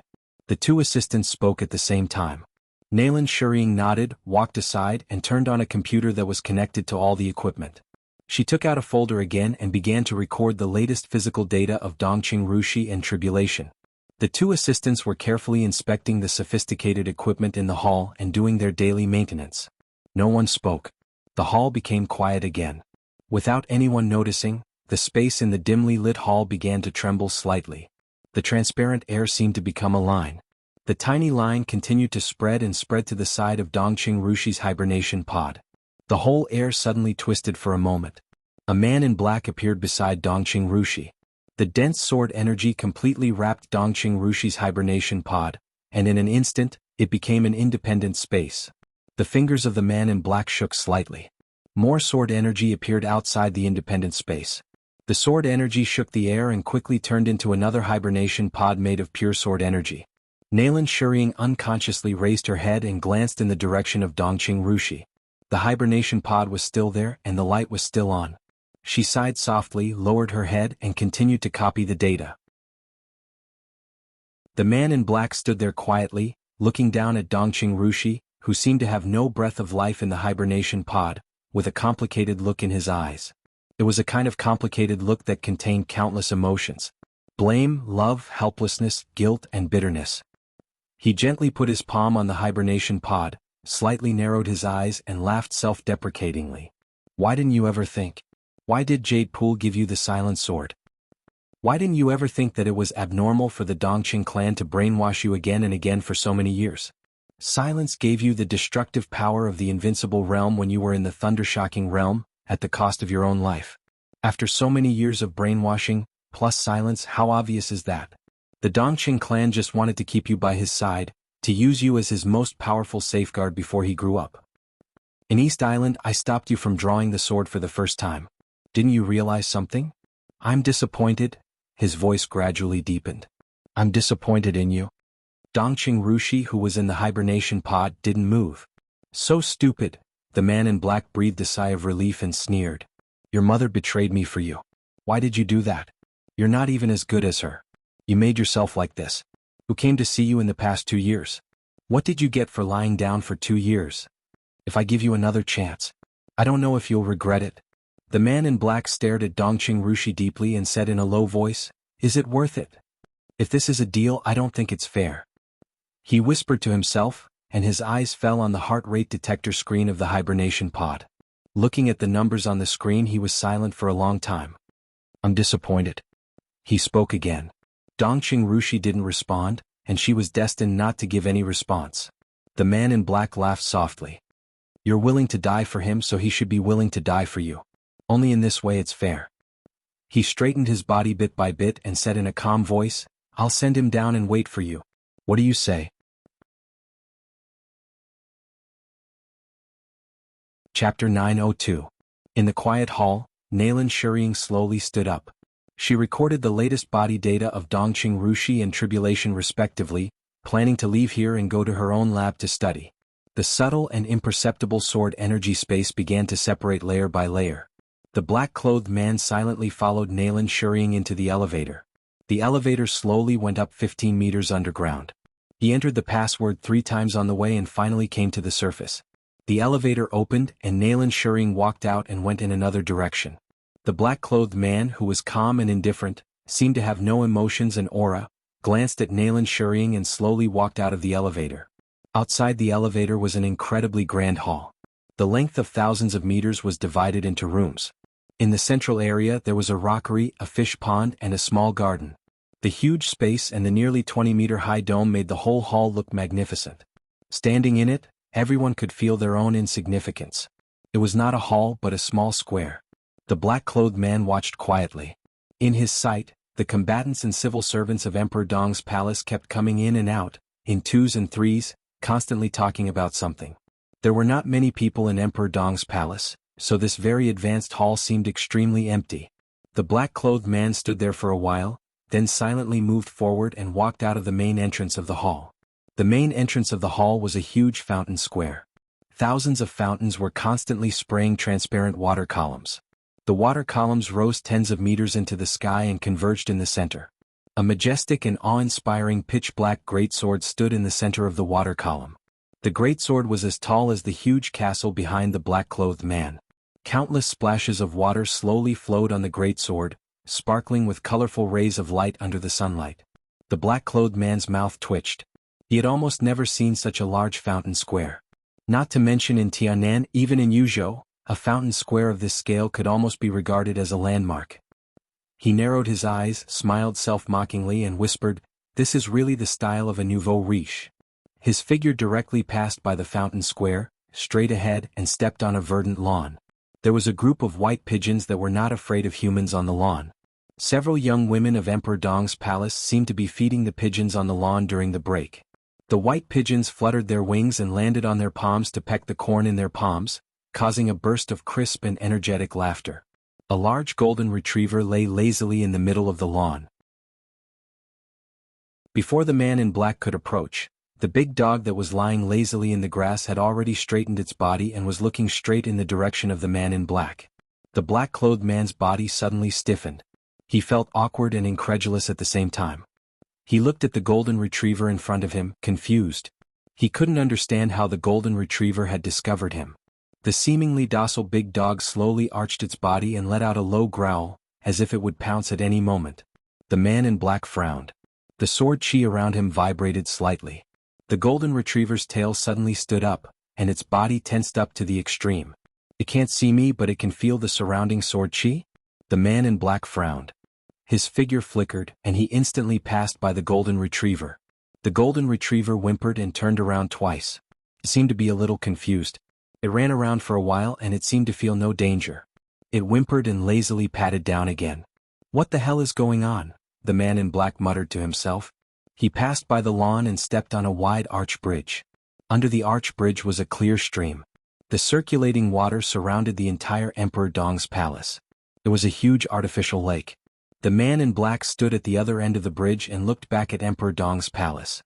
The huge 6-story castle of Emperor Dong's palace was facing the pitch-black giant sword in front of the gate. It was like a giant standing in front of a hill, so tall and majestic, with a large shadow that almost blocked the sun.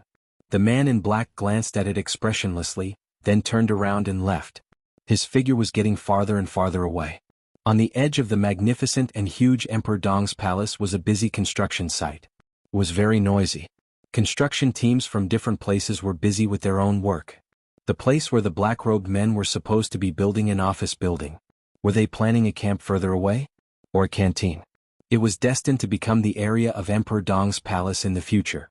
But at present, the construction site was much larger than the already built Emperor Dong's palace. The man in black could clearly feel the footsteps and ambitions of Emperor Dong's palace. It was destined to be the center of Emperor Dong's palace in the future. And the entire Xinyuan city would be absorbed by Emperor Dong's palace bit by bit. Shopping malls, schools, hospitals, supermarkets, clubs, everything in the city would become a part of Emperor Dong's palace. There would no longer be ordinary citizens here. The residents here would be the staff of Emperor Dong's palace, the combatants and their families. The city would become Li Tianlan's private territory with a small population, a comfortable environment, luxurious facilities, a lot of funds, and citizens of the city. Many years later, it would inevitably become one of the most beautiful cities in Zhongzhou State, one of the most prosperous cities, and the city with the strongest concentration of residents. That was the new city plan. It was a plan that basically copied the ideas of the Wang family of Beihai, but it summarized some defects of Mount Dibing, so it became more perfect in the later stage. The man in black walked out of the construction site and looked at the city that was changing almost every day. He was silent for a long time. That was the scene of his dream. It was also the future that he had fantasized about a long time ago. It was also the future that a wealthy family that could maintain aggression against all forces and countries and unite around a hegemon-level country should have in his mind. He had imagined many times a scene similar to that of Emperor Dong's palace today. But he couldn't do it. Even if he now controlled the Purgatory of Heaven capital. Even if the Purgatory of Heaven capital was still a superpower in the dark world. But, no money. That was the most painful point. Li Guangtu, dressed in black, had a twisted and complicated expression. The Purgatory of Heaven capital was equivalent to the former Li family. But the former Li family did not represent the Purgatory of Heaven capital. The Purgatory of Heaven capital, which collapsed and gathered again, did inherit a lot of things from the Li family, including wealth, talents in all aspects and powerful warriors. But after all, it was not the complete Li family. He had lurked in East Island for many years and accumulated a lot of wealth. Li Guangtu was rich. An investment of hundreds of millions or even billions was not a problem for him. He could even get tens of billions. But compared with Li Tianlan, the little money he had made him look like a pauper. When he first heard about the new city plan, it was like a joke. The income generated by the 5 countries in Eastern Europe was indeed terrifying, and the Flourishing Age Fund had invested a lot in Emperor Dong's palace. Under normal circumstances, Li Tianlan was not short of money. But no one believed that Emperor Dong's palace could really start the new city plan. The establishment of Xinyuan City was like a signal. Donghuang, in the shortest time possible, the palace had invested all of its financial resources into Xinyuan City. Money was consumed crazily and Xinyuan City continued to develop. Even during the period when Zhongzhou State gradually reduced its support for Xinyuan City, Emperor Dong's palace did not stop. Where did the money come from? This was the question that puzzled Li Kuangtu the most. The professionals of the Purgatory of Heaven capital had already made professional statistics. Even if the interests of the 5 countries in Eastern Europe were beyond imagination, Emperor Dong's palace could not mobilize such a huge amount of funds. As Zhongzhou State's attitude became clearer, the wealthy families that invested in Emperor Dong's palace became more cautious. Such a situation was bound to cause a break in the capital of Emperor Dong's palace. But here was the problem. Not only did Emperor Dong's palace not have a problem with its funds, but they could mobilize more and more money. This could be seen from the overall transformation of Shenyuan City. The construction and expansion of Emperor Dong's palace and the overall transformation of Shenyuan City. In nearly a year, Changning Chenqing Shenyuan City launched dozens of large-scale projects in a row. They really did not consider the problem of a break in the capital. In fact, their capital did not break. The Purgatory of Heaven capital had not figured out where the money came from. But today, where the money came from was no longer important. What mattered was that the new city plan of Emperor Dong's palace was actually possible to be realized. At this rate, it would take at most 5 years. 5 years later, Shenyuan City would become a complete Emperor Dong's palace. With all kinds of resources coming in continuously, it meant that in 6 or 7 years at most, the whole Tiannan would become the back garden of Emperor Dong's palace. What everyone did not know or subconsciously ignored was Li Kuangtu's current martial arts. To be exact, it was the secret that he suddenly appeared after many years of dormancy. In the past 2 decades, in everyone's impression, the biggest traitor in Zhongzhou State had already fallen. Summer Solstice had resisted Li Kuangtu's attack with a murderous weapon at the cost of her martial arts foundation. While destroying the murderous weapon, she had almost completely destroyed Li Kuangtu's martial arts foundation. He had completely fallen under the siege of several invincible realm experts and many experts at the peak of the thundershocking realm. This was everyone's impression. No one knew that he could recover, lurk in East Island, and set up the Purgatory of Heaven capital. When the Purgatory of Heaven capital first appeared, deity who could compete with Wang Tianzong could be said to be brilliant. But except for a few people, no one knew the true identity of deity. His identity was completely exposed in the chaos in Eastern Europe 2 years ago. But with the eternal sword above Mormons ending Wang Tianzong, that era had come to an end. Maybe someone would pay attention to Wang Tianzong. But there were very few people who paid attention to Li Kuangtu. There were even fewer people who paid attention to Li Kuangtu's martial arts. Almost no one wanted to know how Li Kuangtu could set foot on the peak of the invincible realm when his foundation was almost ruined. The martial arts that Li Kuangtu had been exposed to since he was a child was the 24 moves of sword. The 24 moves of sword of the Li family. But it also contained a lot of the strengths of the Wang family of Beihai and the Lin clan's martial arts. All his martial arts foundation had completed a most desperate nirvana when the foundation was almost completely ruined. He embarked on his own path when he was in the worst state. The longevity seal and the immortal seal.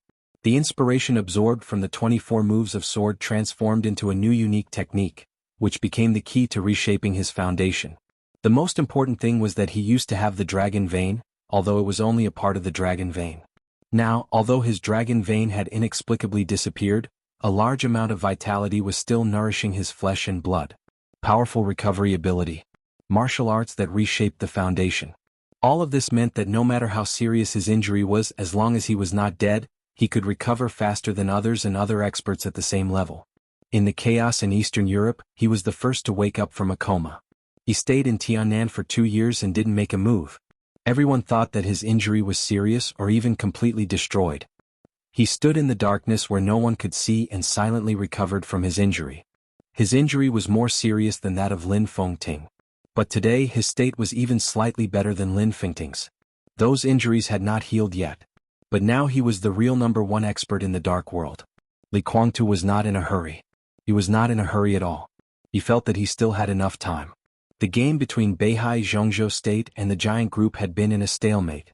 One advanced and the other retreated, and the 3 parties were trying their best to maintain a balance.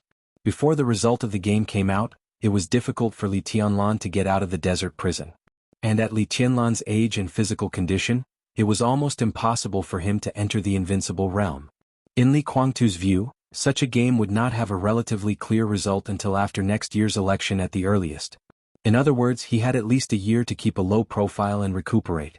It was difficult for him to be sure that he would recover in a year, but he had his advantages.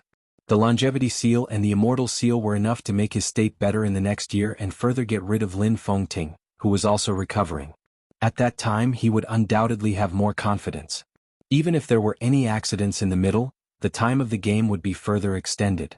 Li Guangtu had already begun to think of ways to intervene in the internal game of Zhongzhou State, intending to create some chaos. But he never thought that Chen Fangqing would be so stupid as to start a bullshit termination plan. The most ridiculous thing was that the plan was completely exposed not long after it started. Li Guangtu, who was not mentally prepared, was completely dumbfounded as he watched all of this develop rapidly. Before anyone could react, the academics had successfully withdrawn, and Chen Fangqing, who was in control of the game, directly began his most intense means. He no longer paid attention to the so-called balance, nor did he care about the impact in the future. Therefore, because of the withdrawal of the academics, Chen Fangqing, who had no choice, blocked the desert prison in an extremely radical way. The game had become a real war. There was no doubt that Chen Fangqing lost. He might not be a complete failure now. But Li Tianlan always came out of the desert prison, and the shocking sword over the desert meant that the Giant Group and the Southeast Group had achieved a stage victory in this war. Haoyue Group had an accident. Special Warfare Group had an accident. All this was Li Tianlan and Wang Xingxiao's counterattack. The subsequent development was almost not difficult to guess. Li Guangtu couldn't understand why Chen Fangqing was so stupid. Maybe he was not stupid, but from the moment the termination plan was exposed, he had no choice. The termination plan was not a mistake. The only mistake was that it was exposed. Li Guangtu didn't bother to think about the inside story. The reality was in front of him. He had wanted to wait a little longer. But Li Tianlan's strength was beyond his expectation. According to Li Tianlan's current growth rate, in less than 3 years, even if he recovered from his injury, he might not be able to defeat Li Tianlan. Not to mention 3 years later, even now, Li Tianlan had Shenyuan Feng in his hand. In the case that Shenyuan Feng had sufficient energy, he was not sure that he could win. This was a terrible thing. For Li Guangtu, this was even the most terrible thing. The most terrible thing. Once he couldn't defeat Li Tianlan or was suppressed by Li Tianlan, he could imagine what would happen to him. Everything that belonged to him would be taken away by Li Tianlan. Because they were all from the Li family. For many people in the purgatory of Heaven Capital, their sense of belonging was actually the same. There were not many people who were loyal to Li Tianlan. There were also not many people who were loyal to Li Guangtu. Most people in the purgatory of Heaven Capital had a sense of belonging to the Li family. Once he was left behind by Li Tianlan, with his infinite future possibilities, he could almost make Li Guangtu lose everything in the shortest time. So Li Guangtu didn't want to wait, and he didn't dare to wait. He had planned to wait a few more years. When Emperor Dong's palace completely swallowed up Shenyuan City and when everything in Emperor Dong's palace was completed, as long as he killed Li Tianlan, he could take over everything left by Li Tianlan in the shortest time and become the new Emperor Dong. This meant that he could get a whole city, a city built with a lot of money that he didn't even dare to imagine. If the Purgatory of Heaven Capital got the complete Emperor Dong's palace in Shenyuan City, it was almost equivalent to getting the whole Tianan.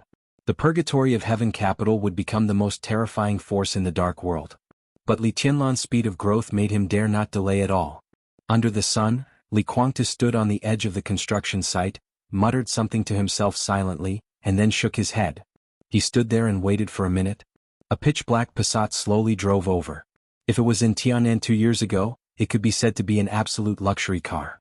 But in the current Shenyuan city, it was a completely inconspicuous ordinary car. Li Guangtu sat in the car, rubbed his forehead and let out a long sigh. How's Moon God? The driver was Daybreak, another invincible realm expert of the Purgatory of Heaven Capital.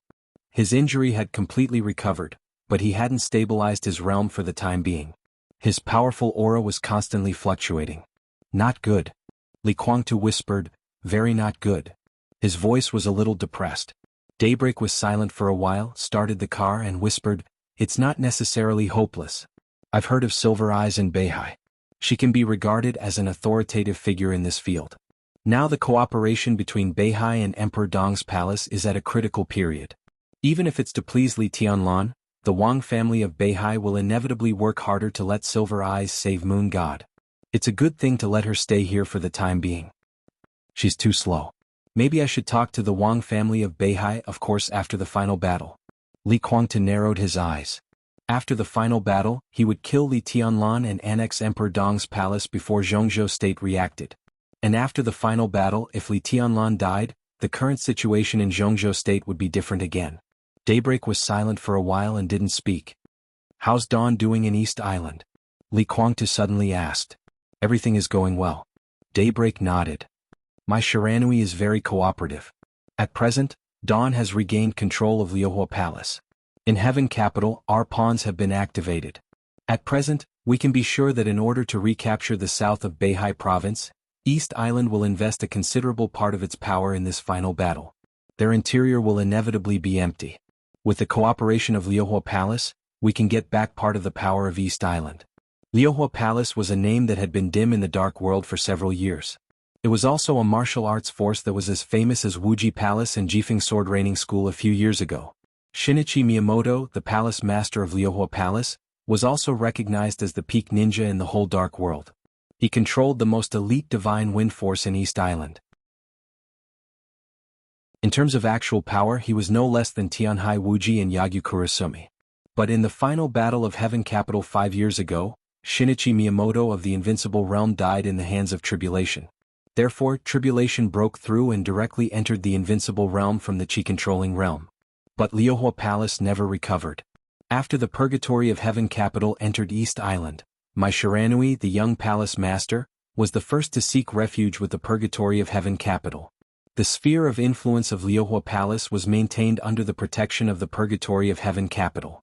As the Purgatory of Heaven Capital gradually withdrew from East Island in the past 2 years, Liuhua Palace was annexed by the other two martial arts forces all the time. Now there was a chance to establish contact with the Purgatory of Heaven Capital again.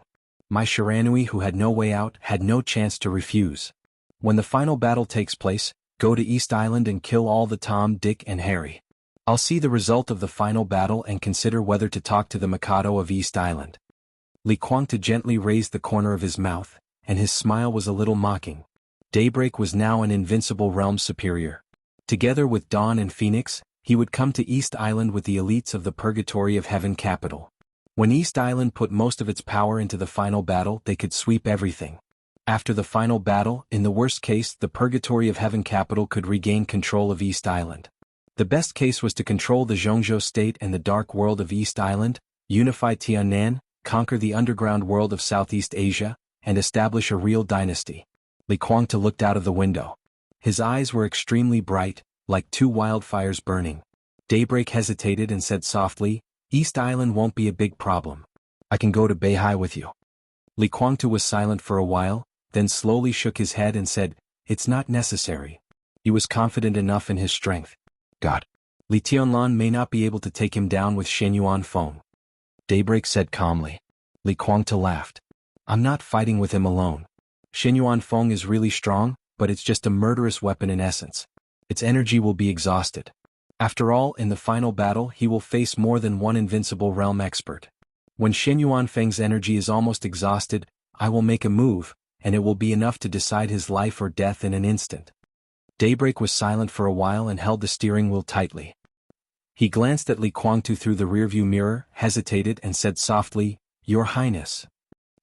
Li Kuangtu glanced at him. "How much strength has he recovered now?" Daybreak asked softly. This was something that every high-level official in the Purgatory of Heaven Capital was very concerned about.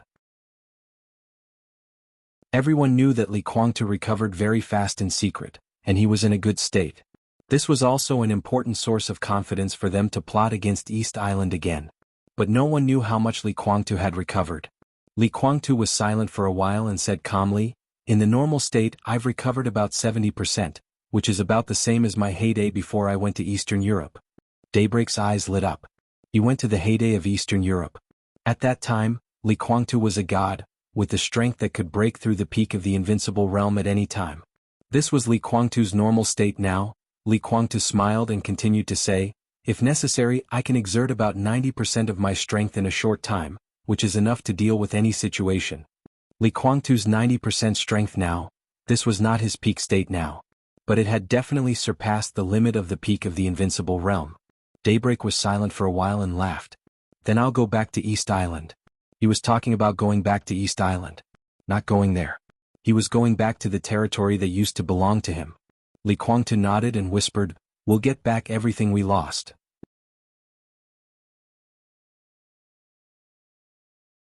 Chapter 903.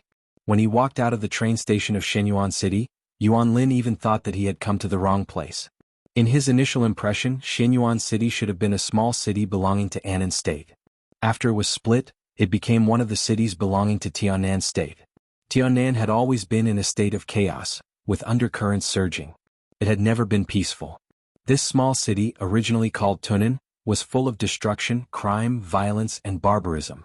The population here was getting smaller and smaller, and the city was getting more and more dilapidated. Every street and every road in the urban area should be full of decay and depression. This was the Tunnan City in Yuan Lin's impression. After Tunnan City became Shenyuan City, Zhongzhou State, Emperor Dong's Palace, and many wealthy families and investment institutions in Zhongzhou State invested a lot of money here. In various reports, the new Shenyuan City was changing rapidly. Yuan Lin had read many reports submitted to the cabinet. In his impression, the so-called rapid change should just barely get rid of the previous appearance of Tunnan City. At most, it should be a little better than Tunnan City. It should be almost the same as a county in the inland of Zhongzhou State. At most, it should be a relatively well-developed county. After all, how could a small city with a very poor foundation develop so fast in 2 years? But the moment he walked out of the station, the scenes in front of him suddenly made him a little absent-minded. There were indeed no high-rise buildings like those in Huading, Yuzhou, and Shenyuan City. The buildings here were relatively low, but absolutely did not feel the slightest sense of dilapidation. No. They were all obviously newly built buildings. Every building had a different style and they were arranged neatly. There was an exaggerated distance between the buildings, but they were not empty. They were all filled with lawns and gardens, and in the middle of the lawns and gardens, there were clean and tidy paths paved with stone slabs, quiet and tidy. Between the buildings on both sides were wide and somewhat incredible streets. The smooth streets stretched all the way to the end of the site. Perhaps it was because the south was relatively warm. Even in winter, flowers were still blooming on the green belt that isolated the sidewalks and driveways. Under the bright sun, the fresh air with almost no industrial pollution blew over. Both the vehicles and the pedestrians in sight were indescribably leisurely. No, it was not leisurely. Yuan Lin was stunned for a long time before he realized the problem. As the first deputy director of the cabinet office and the chief secretary of the prime minister, he spent most of his time in Yuzhou or inspecting various places in Zhongzhou State with Chen Fangqing. He traveled to many places. However, he had never seen a city like Shenyuan City. The biggest difference was the population density. There were very few people in Shenyuan City. It was so little that it was hard to believe. There was no heavy traffic, no dense flow of people. The wide streets, the beautiful city, the fresh air, and the almost cold population made everything in the city look very leisurely. It was an indescribable feeling of comfort. Is this really Tiannan? Tiannan Shenyuan City? Yuan Lin was dumbfounded. He walked out of the station in a daze and walked forward in a daze. Only when the person in charge of receiving him greeted him did he manage to regain his senses.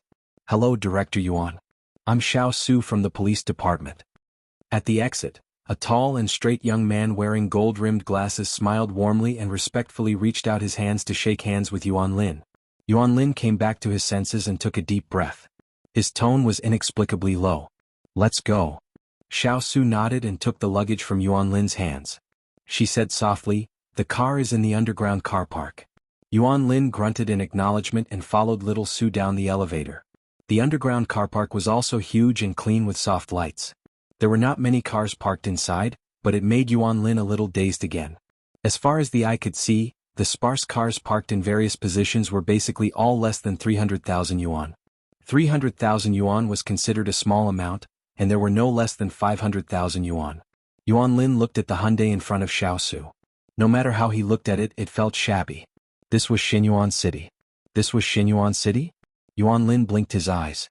Everything was like a dream. He sat in the back of the car in silence.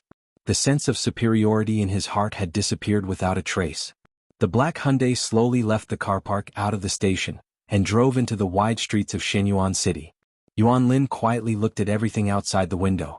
Exquisite buildings, huge spacing and sufficient greenery. The willfulness of Shenyuan City could be seen everywhere. No country could make such an extravagant urban planning. This was almost not a city, but a luxurious and exquisite huge garden. With such an exaggerated design style, how many people could this city accommodate after it was built? He had seen the urban planning submitted by the Xinyuan City Hall in the cabinet. The new Xinyuan city was about 6,500 square kilometers. Such a city area was not large. Compared with Yuzhou, which was 17,000 square kilometers, the area of Xinyuan City was only a little more than one-third of Yuzhou. But Yuzhou had a population of more than 20 million. What about Xinyuan City? Yuan Lin was not an expert in this area. He could only make a rough judgment. Such a city plan could accommodate at most hundreds of thousands of people. Using more than one-third of Yuzhou to accommodate hundreds of thousands of people, and it was not hundreds of thousands of people. 300,000 yuan? 400,000 yuan? What did it mean? Yuan Lin took a deep breath and said in a low voice, "The development of Xinyuan City is really good." Yes, that's for sure. Only 1/5 of Xinyuan City has been completed. There are 5 districts in Xinyuan City, which are named simply North, South, East, West and the city center. Now, most of the places in the city have basically been demolished. Working day and night, the entire Xinyuan City is basically a construction site. We are now in the North District, where the construction has just started. However, the reconstruction of the city center has been completed. Only after going there and taking a look will you know how exaggerated it is. If this goes on, when Xinyuan City is completed, the entire city can almost be said to be a luxury. Hearing this, Xiao Su smiled and said, "But that's the future Yuan Hall. Everything that you can see now is equivalent to 1/5 of Xinyuan City." Only after a while, Yuan Lin whispered to himself, "Where does the money come from? That's what our team leader wants to know." Little Su shrugged. Yuan Lin did not speak anymore. He seemed to be trying to figure out the source of the money of Emperor Dong's palace. He was Chen Fangqing's secretary. Chen Fangqing was the prime minister, and the main person in charge of the financial department of Zhongzhou State must be his confidant. Zhongzhou State still attached great importance to the construction of Xinyuan City. In the past 2 years there had been 3 appropriations, totaling nearly 40 billion yuan. But this number was obviously not enough to build a city with almost nothing. Judging from the current situation, it was not nothing at all, but Emperor Dong's palace didn't want anything at all, and even spent money to demolish and rebuild the original foundation. 40 billion yuan was not even enough for the most basic construction. Plus the interests of the 5 Eastern European countries, and the investment of the wealthy families, Yuan Lin did not think that Emperor Dong's palace could build such a city that could be described as a luxury. The black Hyundai drove into the city center in silence. Yuan Lin watched quietly, and his heart became more and more numb. Exquisite buildings, huge statues, gorgeous street lights, lush greenery, a grand square. The Hyundai drove all the way and finally entered a small forest. Well, a small forest in the city center. The corner of Yuan Lin's mouth twitched as if he was stimulated. The forest in the city center. He felt that the city center and the forest could not be connected at all.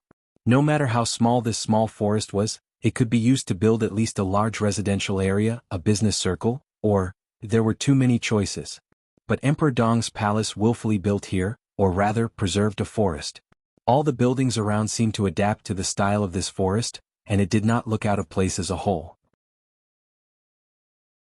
Yuan Lin raised his head stiffly. The road in front of him slowly went up along a not obvious slope. At the highest point at the end of his sight was a pure white building like a castle. In a verdant forest, the castle was looming with an indescribable pure beauty. The corner of Yuan Lin's mouth twitched. He wanted to say something but he swallowed it back. He had made up his mind to complain about Emperor Dong's palace when he returned to Yuzhou. This city was luxurious and beautiful beyond Yuan Lin's imagination. But all of this meant nothing in his eyes. This was completely the capriciousness of the rich. To be exact, it was a reckless waste of resources. Hyundai kept going up. The pure white castle in front of him was getting closer and closer. Yuan Lin opened his mouth little by little. He watched the castle getting higher and higher. The soft sound faintly echoed in the forest. His eyes widened. He was dumbfounded. He was really dumbfounded. This forest might be a hill preserved by Emperor Dong's palace. But the problem was that this pure white castle was not on the top of the mountain at all. It was a huge, exquisite and luxurious castle. A castle floating in the air. It was really a castle in the air. It floated about 20 or 30 meters high in the air, gently rotating at an imperceptible speed. The doorman trotted over and opened the door respectfully. Yuan Lin got out of the car and looked up, dumbfounded. From his point of view, he could see the huge base of the floating castle. The pure white base was engraved with countless patterns, forming a pattern of a clock. It was dusk and night was approaching. The base of the castle was shining with gorgeous light, illuminating the whole top of the mountain dreamily. What was this? What the hell was this? Damn it.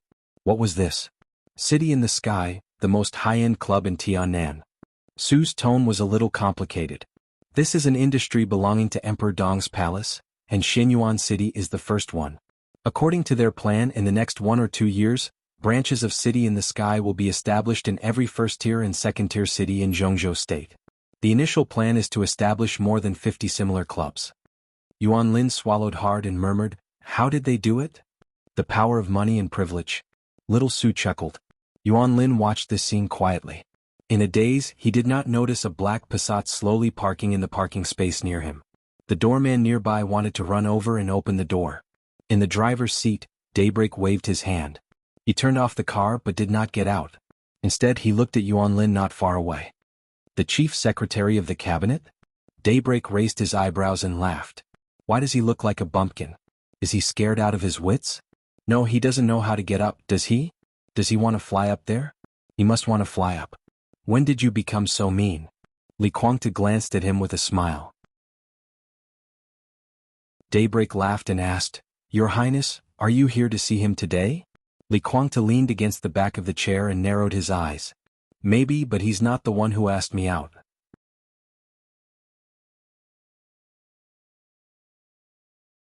Chapter 904. The City in the Air. The most high-end clubhouse in Xinyuan City. As the Prime Minister's chief secretary, Yuan Lin was not a real bumpkin. He had been to so many so-called high-end clubhouses, but he had never seen such a bluffing clubhouse. It was a real floating castle. The whiteness was not dry, but a kind of warm and soft white that seemed to reflect light. The flickering light under the base of the castle was indescribably gorgeous in the gradually falling night. Yuan Lin was silent for a long time before he whispered, "How does it fly?" "It's an optical illusion." Xiao Su whispered with a smile. "Under the castle is a new type of alloy, which has introduced the most advanced optical camouflage technology of Zhongzhou State. The alloy is mixed with a lot of invisible materials. The whole castle is basically made of white marble, which can provide a stable light source. The interior is reinforced by superalloys. In this state, whether it is day or night, the invisible alloy below can remain invisible, so it looks like this castle is floating in the air." "They are really daring," Yuan Lin said with difficulty. The most advanced optical camouflage technology of Zhongzhou State was the technology of the Dongqing clan. It was still a secret and was basically used on some cutting-edge weapons. But Emperor Dong's palace used it to build a clubhouse? Even if they dare to think they need money. This castle, together with nearly 5 tons of alloy below and some technology, cost more than 700 million. And there is a reason for this height. The height of the castle is 22 meters, which is just beyond the attack limit of ordinary chi-controlling realm and ice-condensing realm experts. There is also an automatic weapon system in the alloy below the castle. If it is fired at full force, enough firepower can even suppress a thunder-shocking realm expert for a short time. The security guards inside are all elites selected by Emperor Dong's palace. They rotate regularly. This clubhouse can be said to be the safest place in Xinyuan City, except for Emperor Dong's palace and the city hall.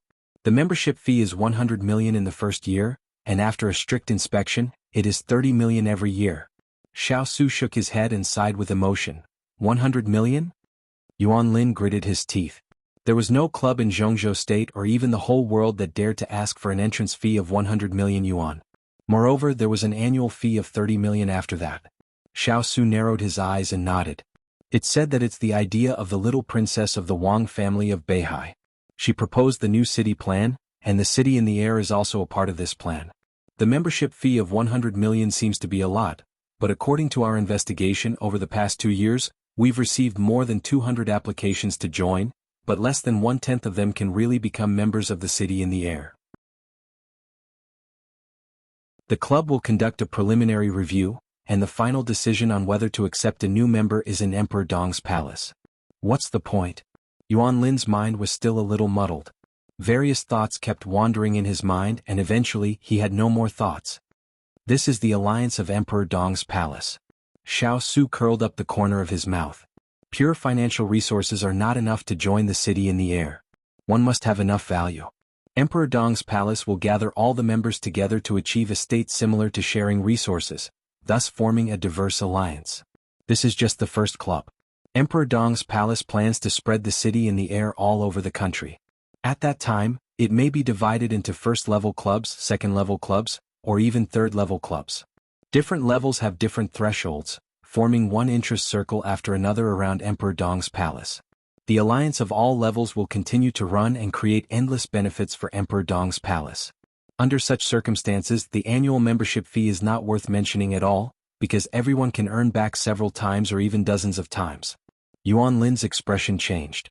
He was shocked and angry, and he said in a hoarse voice, "This is tantamount to squeezing the resources of Zhongzhou State to create benefits for Shenyuan City. If this alliance is big enough, it's almost equivalent to invasion. It's..." Xiao Su turned his head and glanced at Yuan Lin. His eyes were sharp and calm. "It can't be regarded as invasion." He lowered his voice and said softly, "Unless Hall Yuan regards Emperor Dong's palace as the enemy of Zhongzhou State." Yuan Lin's expression suddenly froze for a moment. Xiao Su took a deep breath and said no more. He took out a badge from his pocket and took Yuan Lin a few steps forward. The light at the base of the castle shrouded their bodies. The exquisite badge also shone. Under Yuan Lin's dumbfounded expression, a crack suddenly appeared in the empty air in front of him. The crack grew bigger and bigger and turned into a door. At the door was a simple but not monotonous grand hall. A row of young girls in uniforms smiled sweetly and said, "Welcome." Yuan Lin walked in silently and entered the elevator. The elevator went all the way up and officially entered the club. Yuan Lin, who was dazzled along the way, was led into a private room by a waiter. In the private room that looked like the study of a great European aristocrat in the Middle Ages, a middle-aged man with a cold face was looking at a notebook in front of him and typing quickly on the keyboard. He was obviously very familiar with Yuan Lin. When he heard the door open, he just glanced at it casually, nodded and said, "Sit down," and then continued to busy with the work at hand. Xiao Su poured a cup of tea for Yuan Lin and quietly left. Yuan Lin picked up the teacup and took a sip. In the rich tea fragrance, he finally regained his calmness. In the intensive typing sound, Yuan Lin glanced at him and asked, "Dahai, are you a member here?" "To be exact, I'm the first batch of members." Lu Dahai responded with no expression. They were college classmates and they slept in the same dormitory. There was no need for any courtesy after many years of friendship. He shook his hand, picked up the teacup in front of him and took a sip. He sighed and said, "There are a total of 18 members in the city in the sky. I'm the first batch and the last one. To be exact, this place is not mine but the cabinet's. I'm just using it temporarily." "Have you paid?" Yuan Lin raised his eyebrows. "Of course." Lu Dahai sneered, "A total of 100 million. It's a special fund approved by the cabinet. Shenyuan City is very confident now, so it's natural to collect money." "You have a lot of resentment." Yuan Lin said with a smile, "The cabinet pays for you to come here and enjoy. What are you dissatisfied with?" Lu Dahai typed a line of words on the keyboard. He seemed to be dissatisfied and then deleted it completely. He clicked the save button, turned off the computer, picked up a lot of materials and sat on the sofa opposite Yuan Lin. "It's not resentment." His voice was low and dull. "To be exact, it's dissatisfaction and a little fear." He opened the drawer and took out a box of free top-grade cigars provided by the club. He didn't speak for a long time. "Tell me the details." Yuan Lin glanced at him and said slowly. Lu Dahai was a typical scholarly cadre. Although he had a good relationship with Yuan Lin, such a person would basically not be assigned to any group and become a confidant of a group. He didn't have a specific position in the cabinet. He was an investigator at the level of deputy governor. And in the past 2 years, Lu Dahai spent most of his time in Tiannan. To be exact, he was in Shenyuan City. He formed a research group with elites drawn from various departments. From the beginning to the present, they had been doing research in Shenyuan City. Some extremely important materials that didn't involve the secrets of Emperor Dong's palace were basically provided by Lu Dahai to Zhongzhou State. Obviously, Emperor Dong's palace also knew this. They didn't oppose or support the arrival of Lu Dahai, who didn't have the mark of a group. They completely pretended not to see him. In the past century, Lu Dahai had submitted more and more reports to the cabinet. In the beginning he submitted 1 document a month, but now he submitted 3 or 4 documents a month. Basically, he submitted 1 document a week. Yuan Lin had 2 purposes for coming here this time. First, he wanted to secretly meet with a big shot in Tiannan on behalf of Qin Fangqing. Second, he wanted to contact Lu Dehai and learn more about the current situation of Xinyuan City. Xinyuan City? Lu Dehai lit the cigar. In the smoke, he thought for a long time seriously and said slowly, "In the past 6 months, Xinyuan City has changed a lot. Everything you see now is basically built in the past 6 months. The city plan of the city hall has been submitted to the cabinet. It's only a part, not the whole. I've already said this in the report. Half a year ago, Xinyuan City was always being demolished. Except for the construction of Emperor Dong's palace, they only built an area near the city hall. I collected some relevant information and intelligence and carefully observed some investors who entered Xinyuan City. Then I asked Xiao Wang to make a relatively simple model, which can roughly analyze the financial resources of Emperor Dong's palace. Xiao Wang, you should know that I'm a senior investigator of the Ministry of Finance and I'm very professional in this aspect. Judging from the financial resources of Emperor Dong's palace half a year ago, their construction of Xinyuan City was relatively normal. That kind of construction speed allowed them to keep some relatively abundant funds. Lu Dehai took a puff of the cigar and said, "But the situation suddenly changed half a year ago. The city hall began to introduce all kinds of projects. The urban planning images were thrown out as if they had been prepared for a long time. The whole city was being demolished. The downtown area near the city hall changed day by day. Famous designers from all over the world were running to Xinyuan City. They gathered to design different buildings, streets, and greenery. The young mayor Ning of Xinyuan City said in an interview that he wanted the whole Xinyuan City to be a luxury. A large amount of money has been spent. Let me give you an example. Xinyuan City has been developing for 2 years. In the past 6 months, they have spent more money than the previous 1.5 years. Their expenditure is about 6 times more than the previous 1.5 years. In the past 6 months, some wealthy families have reduced the amount of investment in Xinyuan City under some pressure. The transfer of interest from the 5 countries in Eastern Europe has not increased significantly. Zhongzhou State has not allocated funds to Xinyuan City either. So where does the money come from? It's not a little more money out of thin air, but hundreds of billions of yuan out of thin air. According to the current situation, it may be more than hundreds of billions. Because the transformation of Xinyuan City is getting faster and faster. Emperor Dong's palace doesn't seem to worry about the lack of money at all.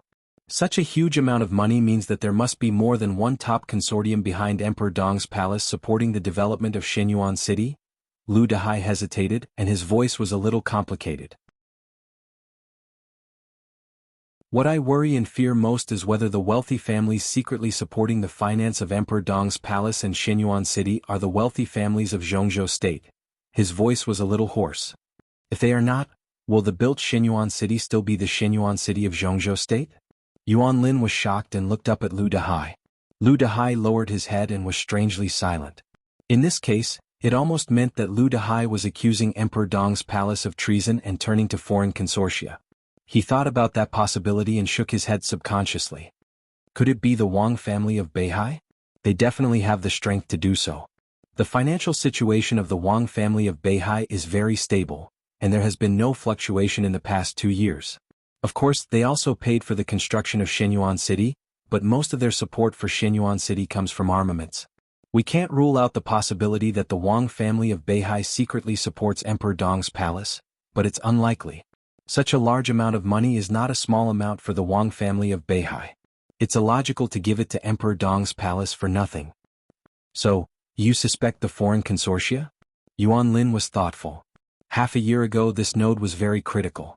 Everything in Emperor Dong's palace was normal, and I had no way to know the information about the desert prison and Li Tianlan. Lu Dehai said calmly.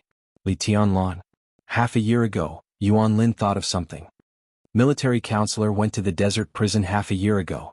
Who is military counselor? Lu Dehai narrowed his eyes. I don't know. Yuan Lin shook his head. I'm not sure yet. Lu Dehai looked at Yuan Lin silently for a while. Military counselor was the super master of Samsara Palace, not a member of the system of Zhongzhou State. How could such a person go to the desert prison? Then he thought of Dongqing Wudi and felt powerless. He shook his head and changed the topic, saying slowly, let's not talk about where the money comes from. The current plan of Xinyuan City doesn't seem to be building a city. Yuan Lin glanced at him.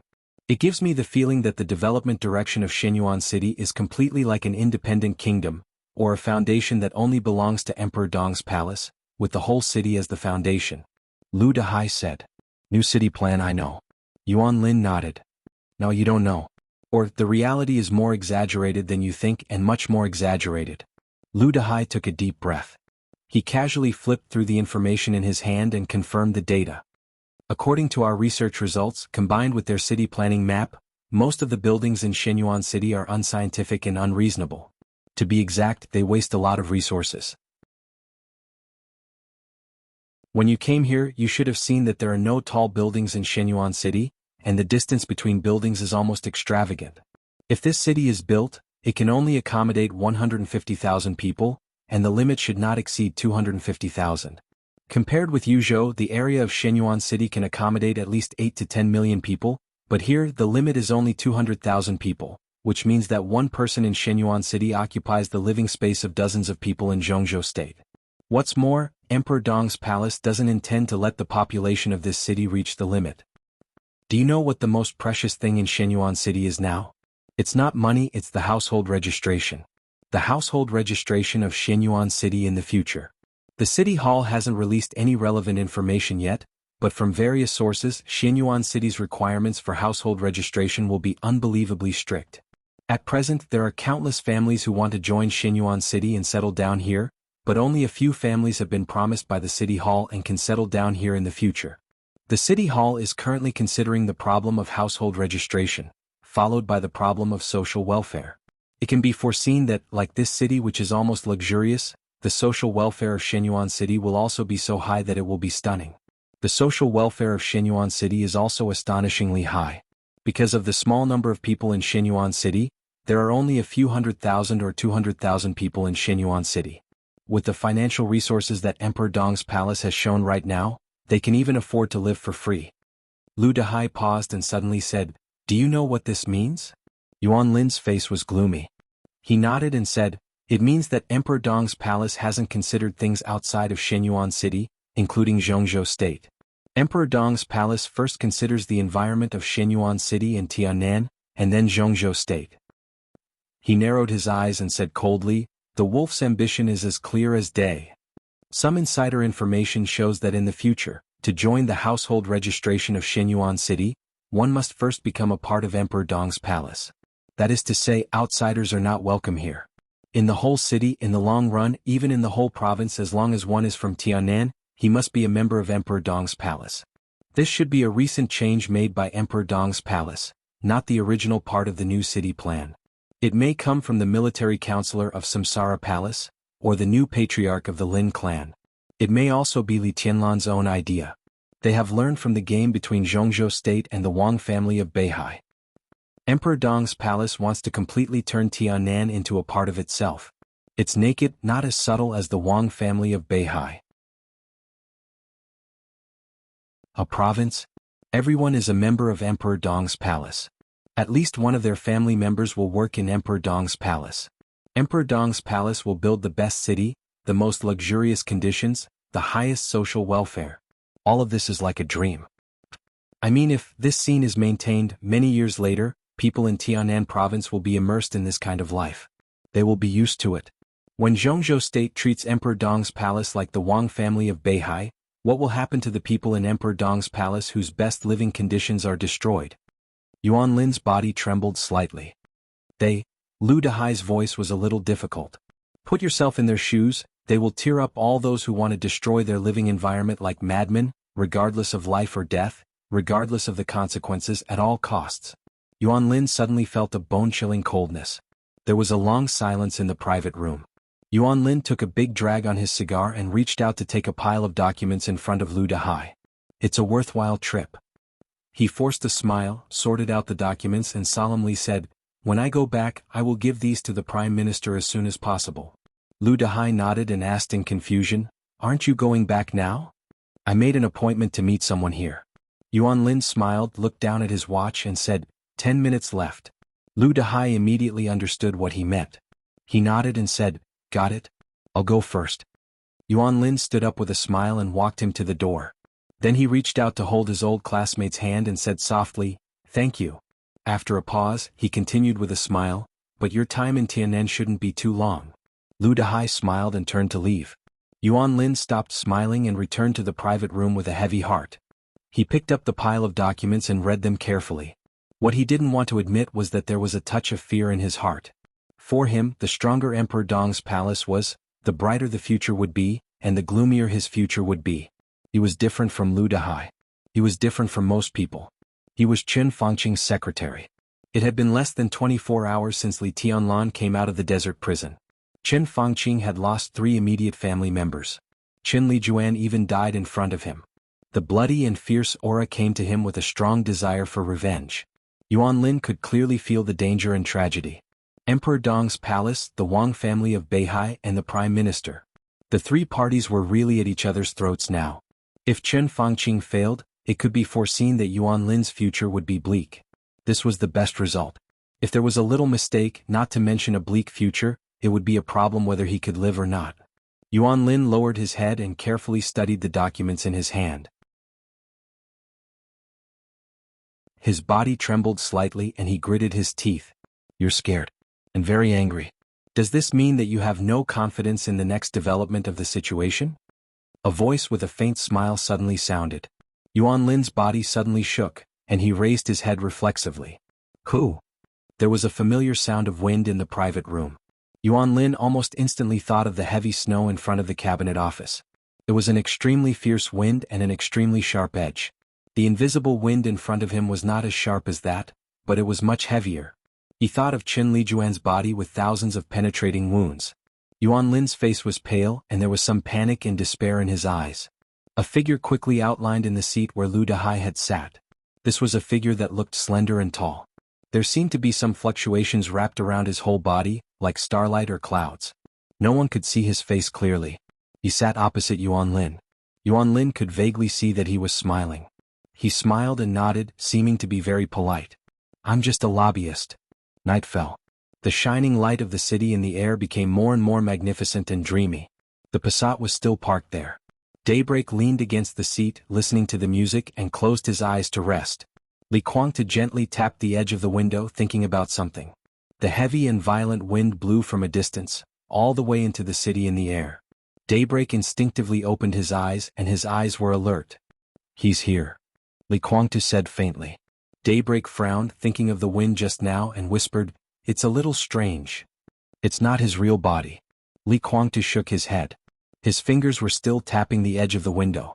One after another, transparent sword chi slowly spread out along the window, constantly extending upward and entering the city in the air. The space in the box was twisted silently. There was no sound of wind. The air twisted into a vortex at a speed visible to the naked eye. The vortex kept spinning and it became more and more scattered. Countless scattered lines outlined Li Kuangtu's figure, which looked more and more real. Yuan Lin was stunned, then stood up and said respectfully, Your Highness. Li Kuangtu raised his head and looked at Yuan Lin quietly. After a while, he nodded slightly and said casually, Sit down. Yuan Lin seemed to have adapted to the unusual way the 2 guests appeared, and slowly sat down. It's not you who asked me out. Li Kuangtu glanced at Yuan Lin, and then his eyes fell on the cloud of starlight in front of him. It was a cloud of starlight that even he could not see through. It's me who asked you out. In the cloud, His Majesty smiled sincerely. I have a lobbyist, Your Highness. Since you are here, you might as well listen to what he has to say. The price offered by the Prime Minister of Zhongzhou State is generally not low. If you can reach an agreement directly, I am willing to keep silent throughout. Li Kuangtu carefully examined His Majesty's figure. The sword chi was densely intertwined, forming an extremely blurry domain. Obviously the other party was not his real body. It was a sword energy projection like him. Li Kuangtu looked at it quietly. For a moment, he did not know whether the other party did this out of caution or to show his strength in front of him. He was silent for a while, looked at Yuan Lin and asked directly, What does Qin Fangqing want to say? The Prime Minister hopes to have a deep cooperation with the Purgatory of Heaven capital. Yuan Lin said respectfully. Li Kuangtu moved. The sword energy projection suddenly became illusory, but his face became more and more real. For example, Yuan Lin could not adapt to the other party's straightforward rhythm. He could only bite the bullet and said, The Prime Minister hopes that Your Highness can participate in the decisive battle in Beihai. At least for now he has the same position as you. If you can make Emperor Dong's palace disappear, The Prime Minister is willing to give you a reward that you can't refuse. Li Guangtu snorted softly and said calmly, be more detailed. As long as Emperor Dong's palace and the Wang family of Beihai disappear, he can decide to give a part of the core industry of the Wang family of Beihai to the Purgatory of Heaven capital. At the same time, he will officially accept the Purgatory of Heaven capital back into Zhongzhou state and be responsible for the development of Tiannan. Yuan Lin took a deep breath and said calmly, that is to say, if you can satisfy the Prime Minister will definitely satisfy you. In the absence of Emperor Dong's palace, Tiannan, including Xinyuan City, will belong to the Purgatory of Heaven capital in the future. That sounds pretty good. Li Guangtu said lightly. Yuan Lin took a puff of his cigar. In the light smoke his voice was a little low. The Prime Minister can do that. Li Guangtu did not comment. Now, Qin Fangqing's promise was undoubtedly a bit funny. However, if Emperor Dong's palace and the Wang family of Beihai disappeared, Qin Fangqing could indeed do that. Cooperating with Qin Fangqing meant joining the alliance of His Majesty in front of him. Li Guangtu quickly thought about the pros and cons. He suddenly looked at His Majesty in front of him and asked, do you have anything to say? I only have one question. His Majesty said with a smile, now the whole dark world thinks that Li Tianlan will become the new Chosen One. Your Highness, have you really seen or understood the ultimate state of the Chosen One? The ultimate state of the Chosen One. Li Guangtu's pupils shrank slightly. Before he could speak, His Majesty had laughed. You don't want to see it. He smiled and said, I can guarantee that. So, this is the reason for our cooperation this time. Divine Emperor of Nine Heavens.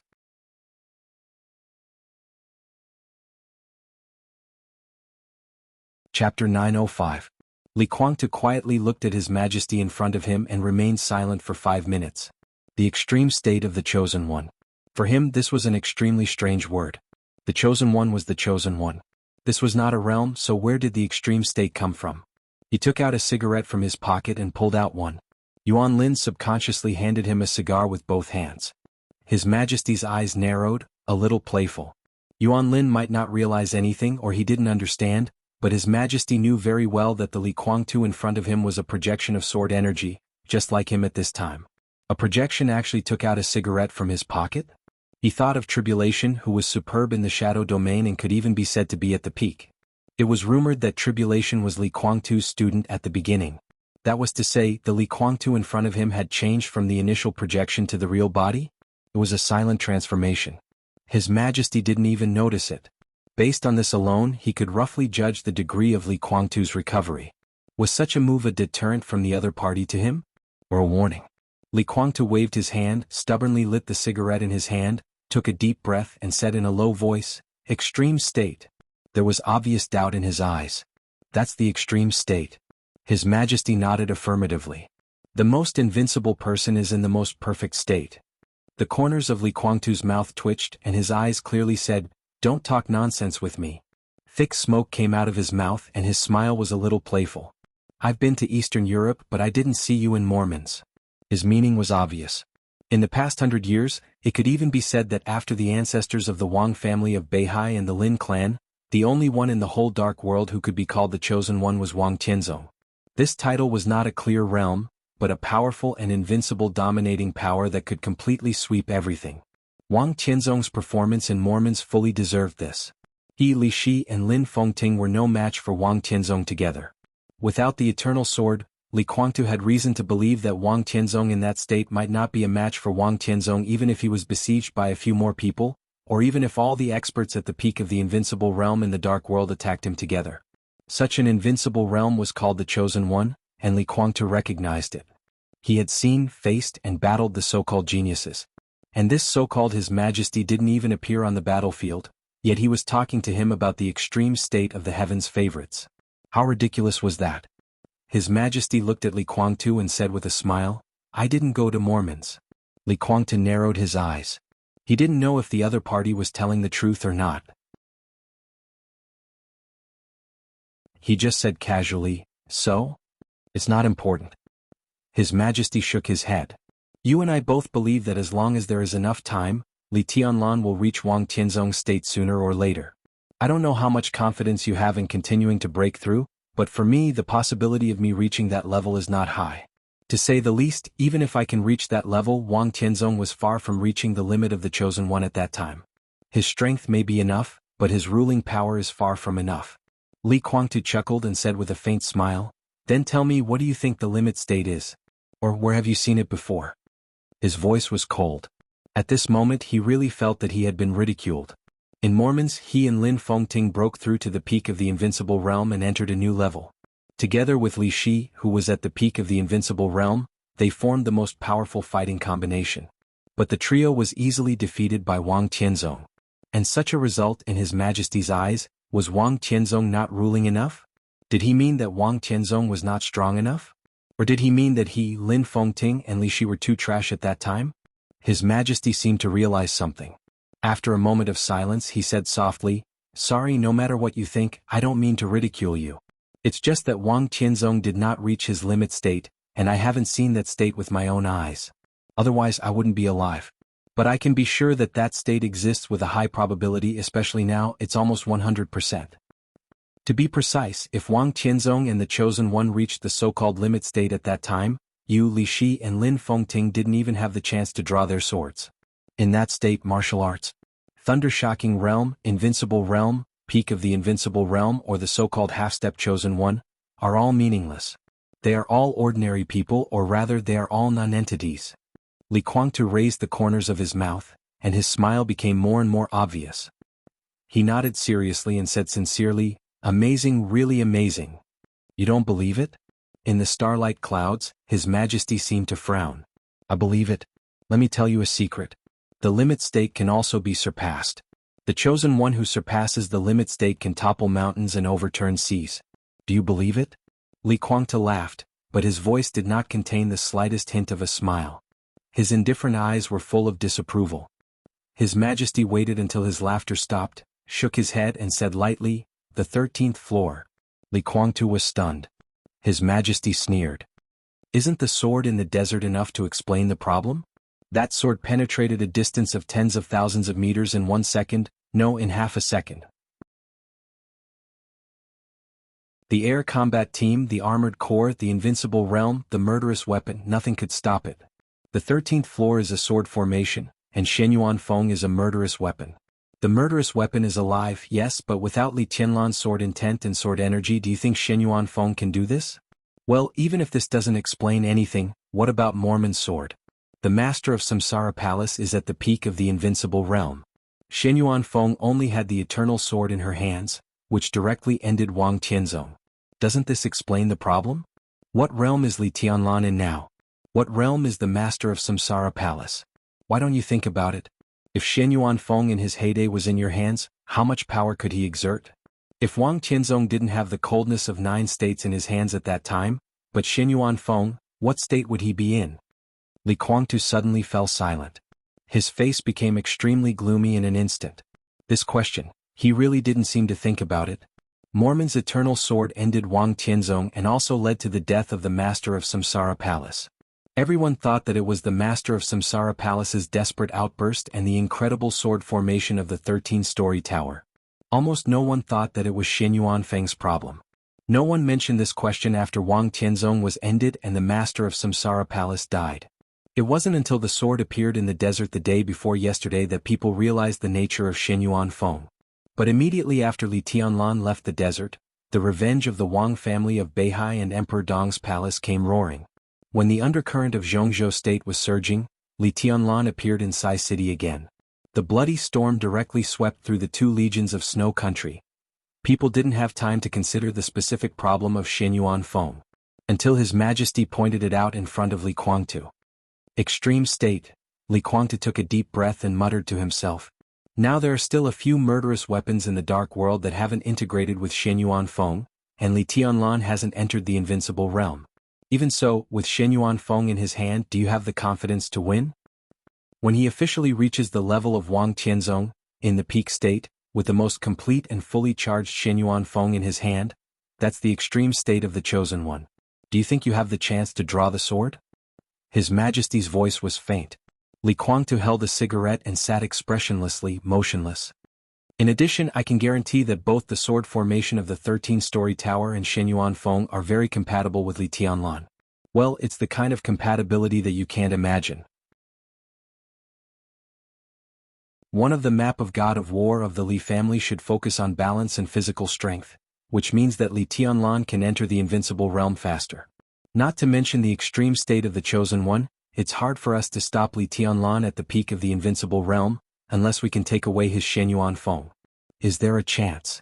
Li Guangtu suddenly asked. Taking away Li Tianlan's Shenyuan Feng. This not only reduced the upper limit of Li Tianlan's combat capability, but also enhanced the strength of their own side. His Majesty's aura became deep in an instant. He was silent for a long time, then shook his head slightly and said quietly, "It's hard to say at the moment." He hesitated and seemed to be a little hesitant. Even if there is a chance, it's not very sure. The Shenyuan Feng taken away will also fall into the hands of the Wang family of Beihai. Li Tianlan will grow up very fast, but Wang Tianzong's injury is also unknown. Moreover, Shenyuan Feng has a complete consciousness. Such a sword, unless it is willing to betray Li Tianlan, we can't use it.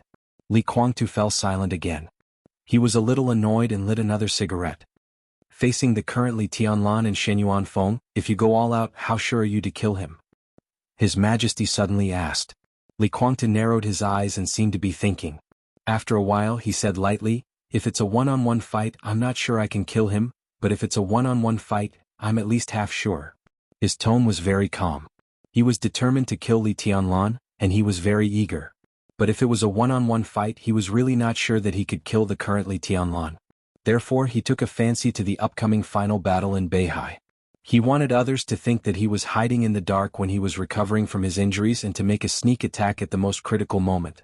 One fatal blow. Li Guangtu didn't care at all whether it was glorious or not. After he occupied Emperor Dong's palace in Tiannan and created a new dynasty, who would remember the story of the loser? And it happened that Qin Fangqing also wanted to cooperate with him.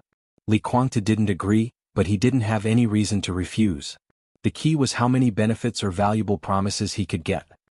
His appearance here had already shown his attitude, and he believed that His Majesty and Yuan Lin beside him were clear about this. "How sure are you?" Li Guangtu's tone was low, and he stared at His Majesty in the clouds. The starlight cloud around the other party was a domain that was condensed to the extreme.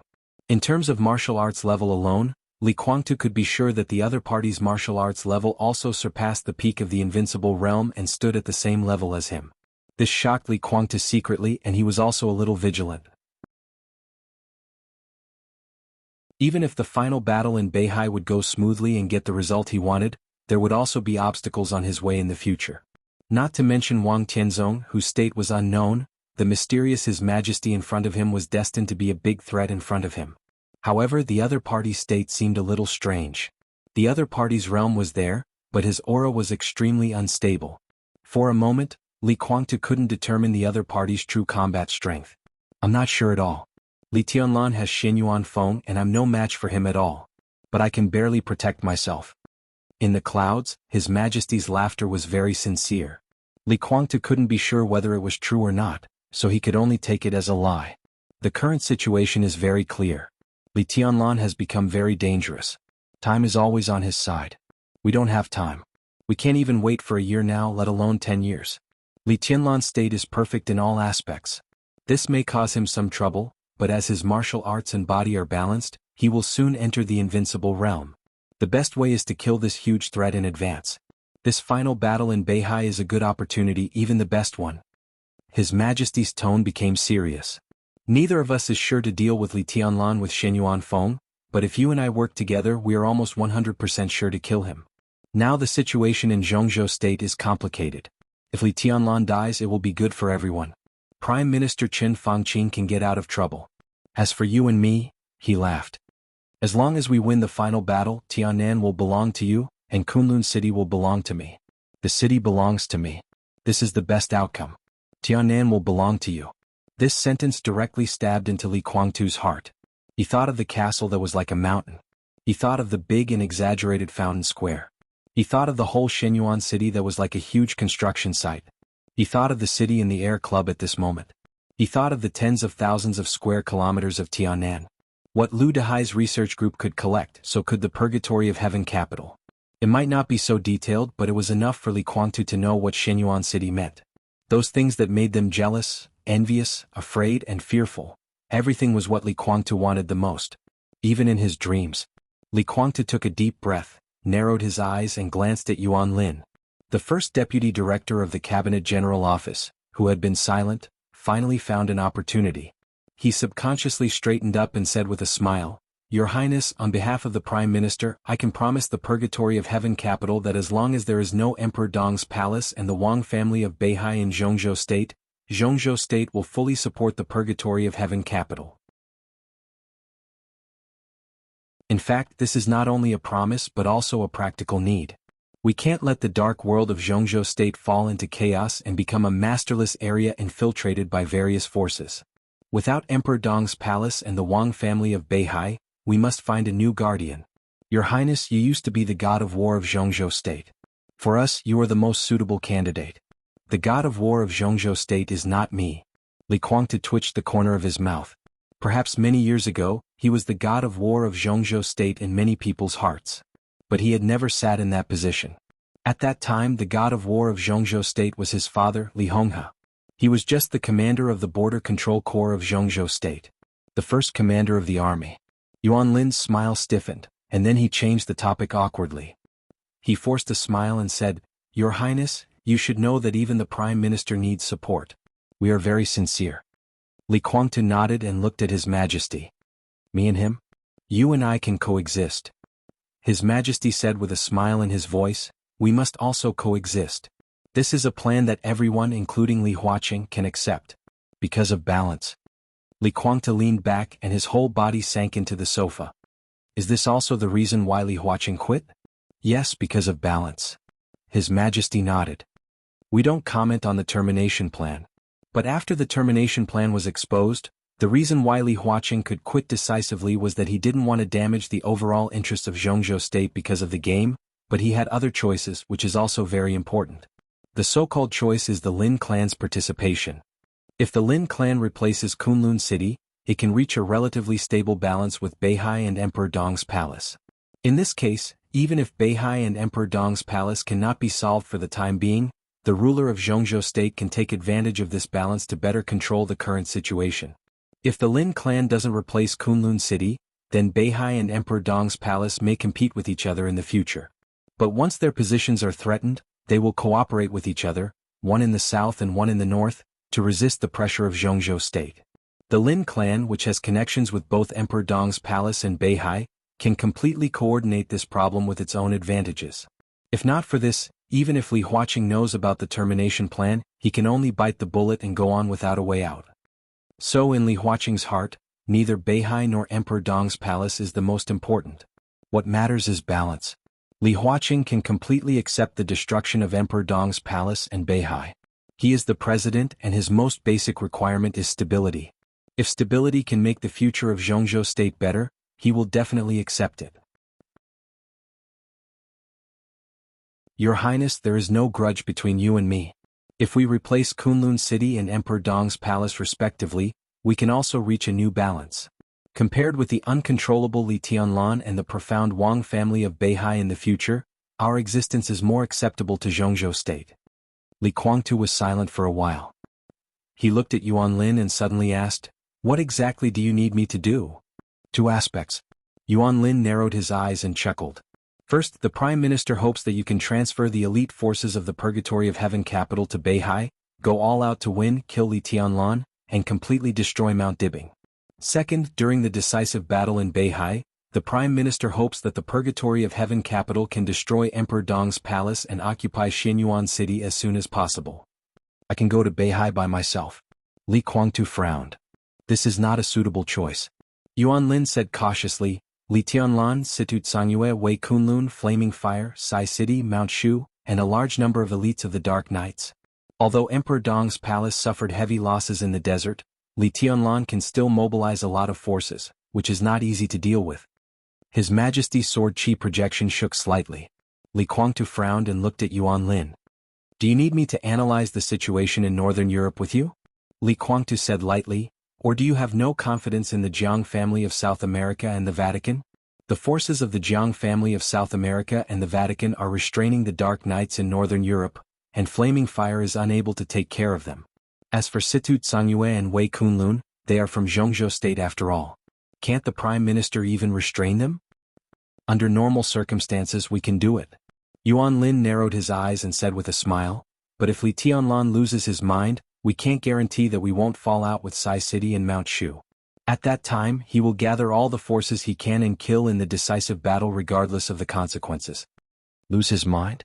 Li Guangtu subconsciously changed his posture. He leaned more comfortably on the sofa and asked slowly, why would Li Tianlan lose his mind? Because of the termination plan. Yuan Lin said quietly, now we can't give up the termination plan. His voice was calm and cold. Wang Yuetong is about to die.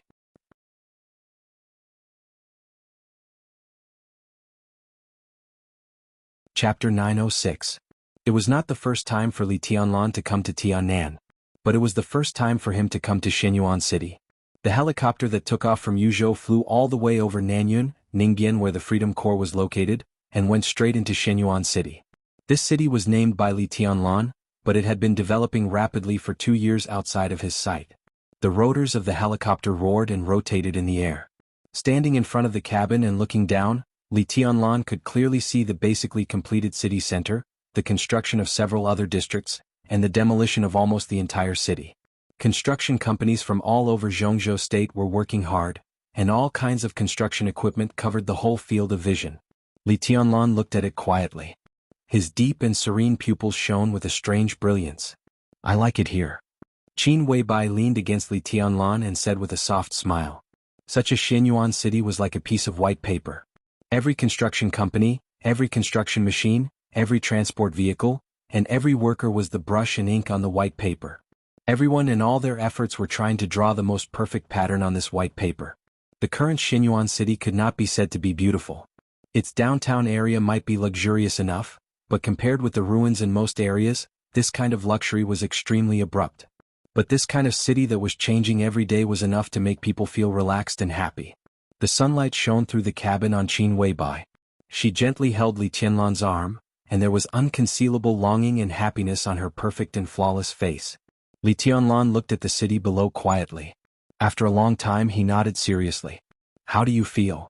Bai Qingzhao, who came to Shenyuan City with Li Tianlan, asked with a smile. It was not the first time for him to come to Shenyuan City. He was the Deputy Secretary General of the Army Headquarters, and one of the most important tasks was to grasp the detailed movements of the Tiannan Freedom Corps. The headquarters of the Freedom Corps was in Ningbian. In the past 2 years, Bai Qingzhao would come here almost every month, and he would also come to Shenyuan City to take a look. It was no exaggeration to say that every change in Shenyuan City was under his sight and attention. Li Tianlan was quiet for a moment and whispered, I'm overwhelmed with emotions. Only these words could clearly express his feelings at this time. This was the first time for him to see his own city, his own country. The glorious future that countless people had been looking forward to was no longer an illusion. Instead, it had become incomparably real here. It was not until this moment that Li Tianlan truly felt the power. It didn't belong to martial arts, but it was his power. It was a power that could carry him to the peak. This place will definitely become the most beautiful city in Zhongzhou State in the future, just like Xingzhou City before. It's a product of a special background. It's hard to replicate and can't be replicated. Bai Qingzhao sighed with emotion. Emperor Dong's palace is now worthy of Shenyuan City, and Shenyuan City is also worthy of Emperor Dong's palace. Li Tianlan looked into the distance. In the distance there was a sparkling pool of water. Looking down from the sky, Shenyuan City was almost divided into 2 parts by an artificial lake, which was not very vast but had a great atmosphere. Numerous uniquely shaped arch bridges connected the 2 sides of the artificial lake. The lake water was flowing gently, surrounding a mountain-like castle. The surroundings of the castle were oppressive and quiet, and it revealed an indescribable solemnity. Li Tianlan fell silent. Qin Weibai and Bai Qingzhao also fell silent. Surrounded by the lake, Emperor Dong's palace was like an island in Shenyuan City. At this moment, countless people on the island stood around the castle. The simple and heavy black and white color covered the bright flowers and green grass around the castle. White banners fluttered around the island. The area on the left behind the castle had been separated and turned into a huge morning hall. Everyone in Emperor Dong's palace stood outside the castle, waiting for something silently. Li Tianlan pressed his lips tightly, and his eyes were deep and firm. The reason why he gave Huinan was also because of this matter. More than 1,000 soldiers of the nightmare troop who died in the desert would be buried tomorrow. As the palace lord of Emperor Dong's palace, Li Tianlan had to be here. Nothing was more important than this matter. The helicopter landed slowly on the tarmac of Emperor Dong's palace. Li Tianlan took Qin Weibai's hand and walked out of the cabin. His expression was calm and steady. In his sight were the members of Emperor Dong's palace, dressed in black formal suits with white armbands on their arms. The senior members of Emperor Dong's palace he was familiar with were all gathered together. Most of them were people Li Tianlan found familiar or had never seen before. But they were all members of Emperor Dong's palace. Li Tianlan took a deep breath. Before he could say anything in his sight, the dense crowd bowed slightly at the same time and said in a uniform voice, "Welcome back, Your Majesty." The neat and loud voice echoed over Emperor Dong's palace, and the sound waves were extremely intense. "Your Majesty. Welcome back, Your Majesty." Li Tianlan subconsciously straightened his body. He looked deeply at the crowd around him and didn't speak for a long time. 2 years in the desert prison. Emperor Dong's palace grew from nothing. Shenyuan City grew from nothing. Li Tianlan had too many things to do. For example, to meet the new high-level and quasi-high-level figures of Emperor Dong's palace in the past 2 years. To meet the chief administrator and chief judge of Shenyuan City. For example, to let everyone in Emperor Dong's palace understand the purpose of Bai Qingzhao's visit. Many things. But he did none of them. Under everyone's gaze, he nodded slowly and said calmly, "Go to the morning hall." His voice rang in the ears of every member of Emperor Dong's palace. The crowd automatically parted. Ning Qianqing, the first mayor of Shenyuan City, came over and said softly, "I'll take you there." Li Tianlan shook his head, pointed to Bai Qingzhao beside him and said slowly, "Qianqing, this is Secretary General Bai of the Army Headquarters. On behalf of the Army Headquarters and Minister Dongqing, I'm here to express my condolences to the families of the martyrs. Arrange for the Secretary General to meet the families of the martyrs first. Don't be afraid of trouble, this is something that must be done. Take me to the morning hall during the day and I'll be there soon. Do the families of the martyrs have any requests? Zhongzhou State will give them some compensation, but Emperor Dong's palace also needs to give them enough compensation and pension." Ning Qianqing nodded and then shook his head. The families didn't make any requests. Li Tianlan was silent. What was the use of making requests? They were all gone. But they were all gone. If they didn't want compensation, what else could they ask for? He took a deep breath and patted Ning Qianqing on the shoulder. "You go with the Secretary General first, I'll come later." Ning Qianqing nodded and shook hands with Bai Qingzhao solemnly. Li Baidian, who was a little weak but still in good spirits, came to Li Tianlan and said in a low voice, "The morning hall is behind the castle. The location of the cemetery was decided 2 years ago. We used this artificial lake and circled a small island not far from the castle. There is enough space. In the future, the graves of Senior Li and the seniors of the Li family can also be moved here. I mentioned this to you when you were in the desert, and I'm waiting for your decision." Li Tianlan nodded and suddenly said, "Why do we circle an island? There are many places near the castle." The corner of Li Baiqian's mouth moved as if he wanted to explain something. Finally he shook his head and said softly, "We've invited a feng shui master. The location of the cemetery is the best in terms of feng shui." Li Tianlan was silent for a while and nodded. He took Qin Weibai's hand and said softly, "Let's go and have a look. I was supposed to write a big chapter today. I had a stiff neck last night and it hurt so much. I'll see how I feel tomorrow. If it doesn't hurt, I'll write a big chapter."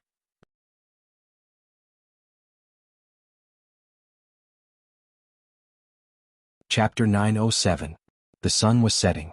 After dinner, Huang Tong walked quietly on the huge and empty training ground, looking around with empty eyes. There were still a few soldiers training on the training ground and they all looked listless. Not far away, 2 companies were gathering but their slogans were weak. Huang Tong watched all this quietly, and his eyes became more and more empty. The news has spread, and now the response from the middle and grassroots is very strong. "General, I can't control the situation in the regiment. If possible, I hope the higher-ups can give me some support." A tall middle-aged man in his 40s followed Huang Tong carefully, and his voice was a little bitter. Huang Tong walked forward silently, like a walking corpse, and did not speak for a long time. He was now at the encampment of an infantry regiment in the Beijiang military region. The regiment commander was a middle-level officer he valued very much. He was capable and educated. If there were no accidents, Huang Tong intended to promote him to a higher level. In a situation where the entire northern borderline was in a state of panic, Huang Tong had high hopes for this regiment, the regiment leader. Therefore, the first stop of his inspection was here.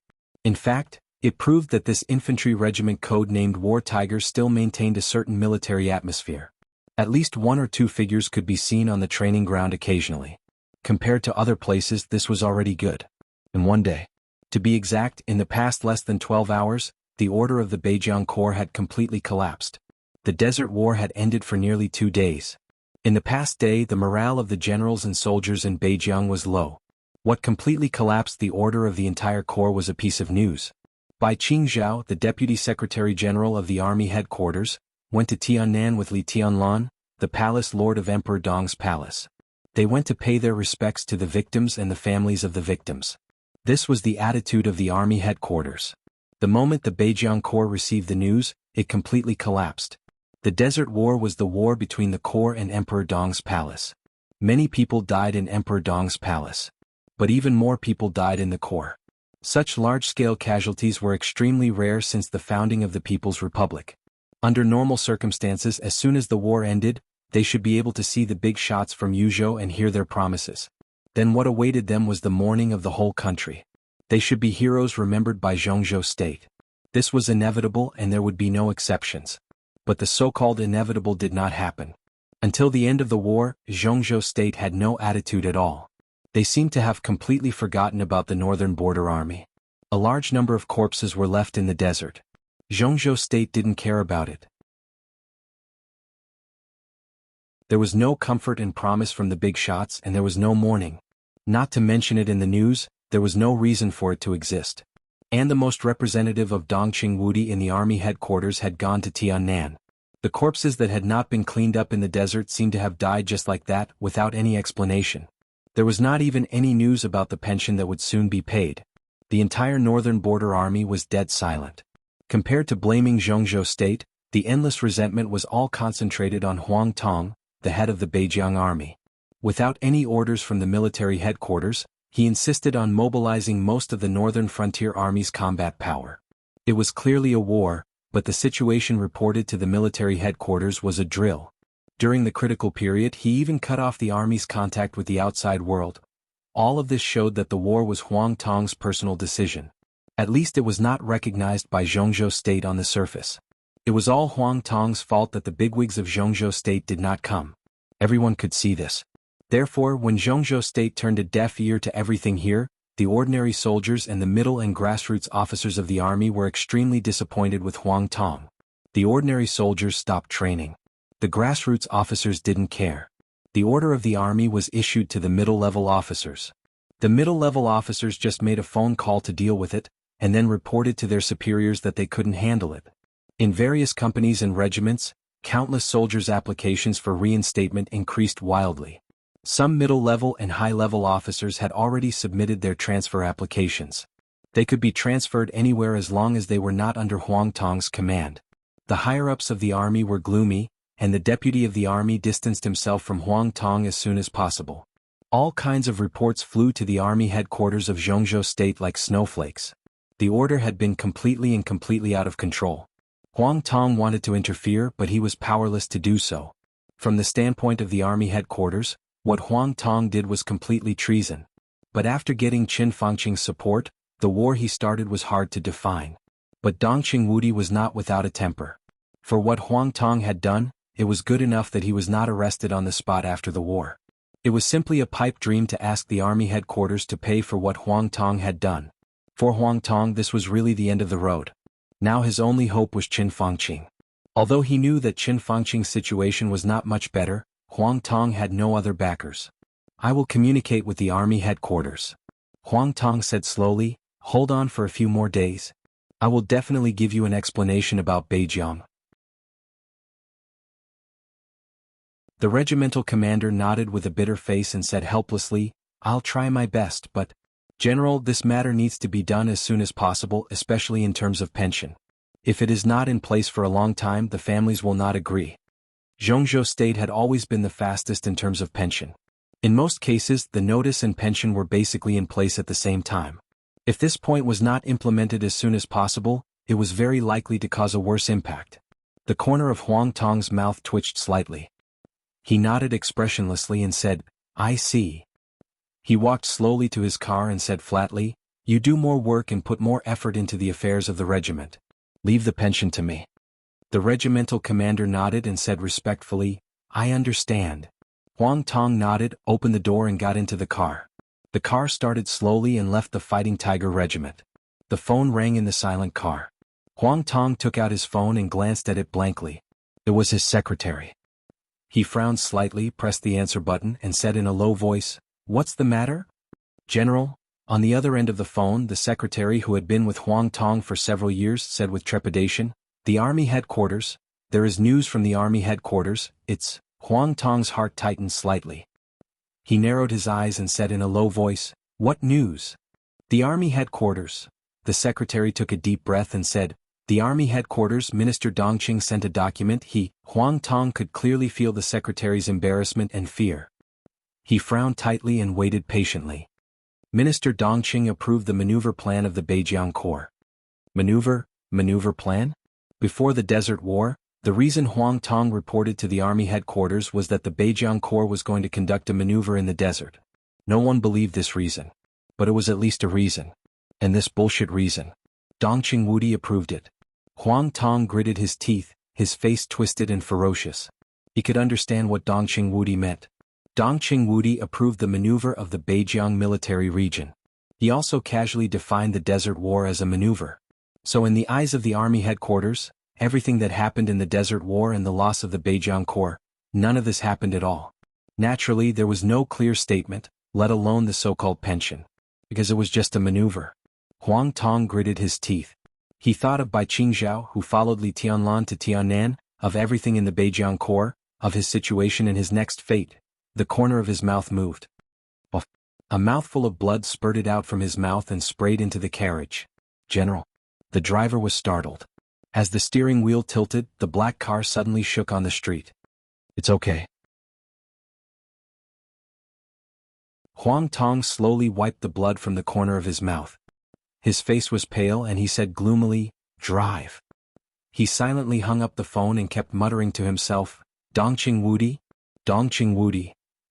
The phone rang again. Huang Tong, who was desperate, slowly lowered his head and looked at the phone screen. He was slightly stunned and subconsciously narrowed his eyes. On the phone screen was not a phone number, but a name recorded in the address book. Jiang Shan.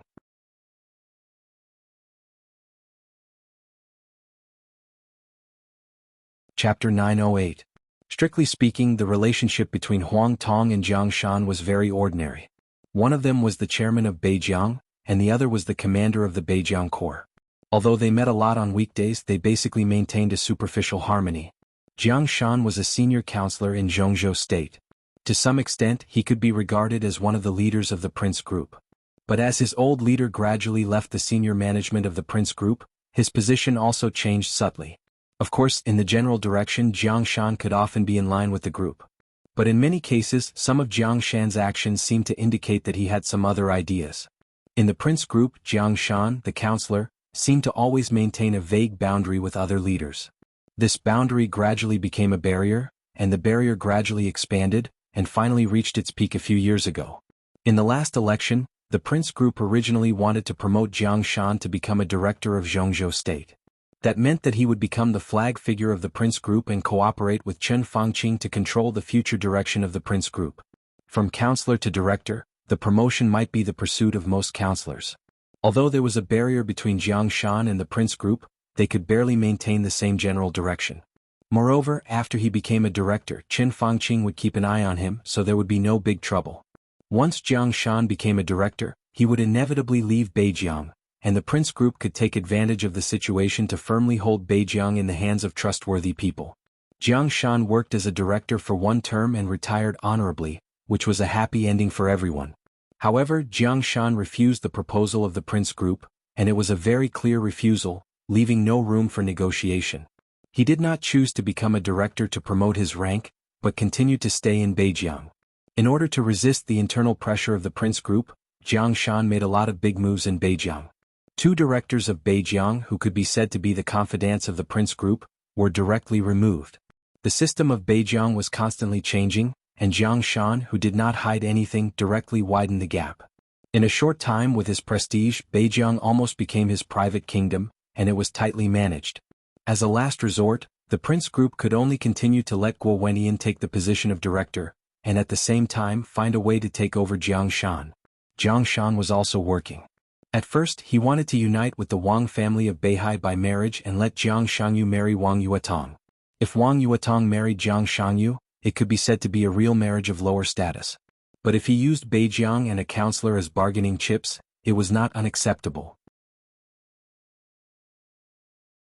Jiang Shan had enough confidence to propose marriage, but Wang Qianzong refused his proposal. In desperation, Jiang Shan could only retreat and began to flirt with the Special Warfare Group. Gu Xingyun was naturally very welcoming of Jiang Shan. The Special Warfare Group and the Prince Group had also gradually drifted apart in recent years. There would be no psychological burden for him to accept Jiang Shan. After Gu Xingyun vaguely expressed his support for Jiang Shan finally became stable in Beijiang. His current situation was a bit delicate. Although he was still a member of the Prince Group, he also had the support of the Special Warfare Group. When they did not have absolute confidence to take him down, the Prince Group was not very willing to touch him, but no one would really treat him as one of their own. In this situation, the relationship between Huang Tong and Jiang Shan was naturally not good. Every time they met or talked, Huang Tong always maintained a certain degree of vigilance and defense. The phone kept ringing. Huang Tong looked down at his phone and hesitated for a moment before pressing the answer button. He somewhat despised Jiang Shan's slippery ways, but he would not deny the other party's upbringing. At the very least, he was sure that Jiang Shan didn't call to mock him. "Chairman, I'm Huang Tong." The call connected, and Huang Tong's indifferent voice sounded from the backseat of the car. On the other end of the line, Jiang Shan chuckled. "Old Huang, Secretary General Bai has gone to Tiannan. Have you received the news?" Huang Tong's face darkened as he gritted his teeth and snorted. "You're in a very bad situation right now. I don't need to say more. I'm sure you know that yourself." Jiang Shan's voice was calm and calm. "What are you trying to say?" Huang Tong frowned, his tone cold. "The Northern Borderline Army cannot go out of control. I am the Northern Borderline's chairman. I am responsible for everything that happens in the Northern Borderline, including the Northern Borderline Army."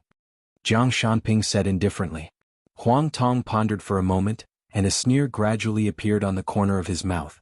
If there was no reasonable solution for the tens of thousands of dead in the Beijiang army, the whole Beijiang would fall into chaos. The families of the tens of thousands of dead would gather in Beijiang, which would even lead to a series of huge social problems. As the speaker of Beijiang, Jiang Shan could hardly absolve himself from the blame. Once that happened, Huang Tong was bound to fall. But he was only a lieutenant general and his weight was far from enough.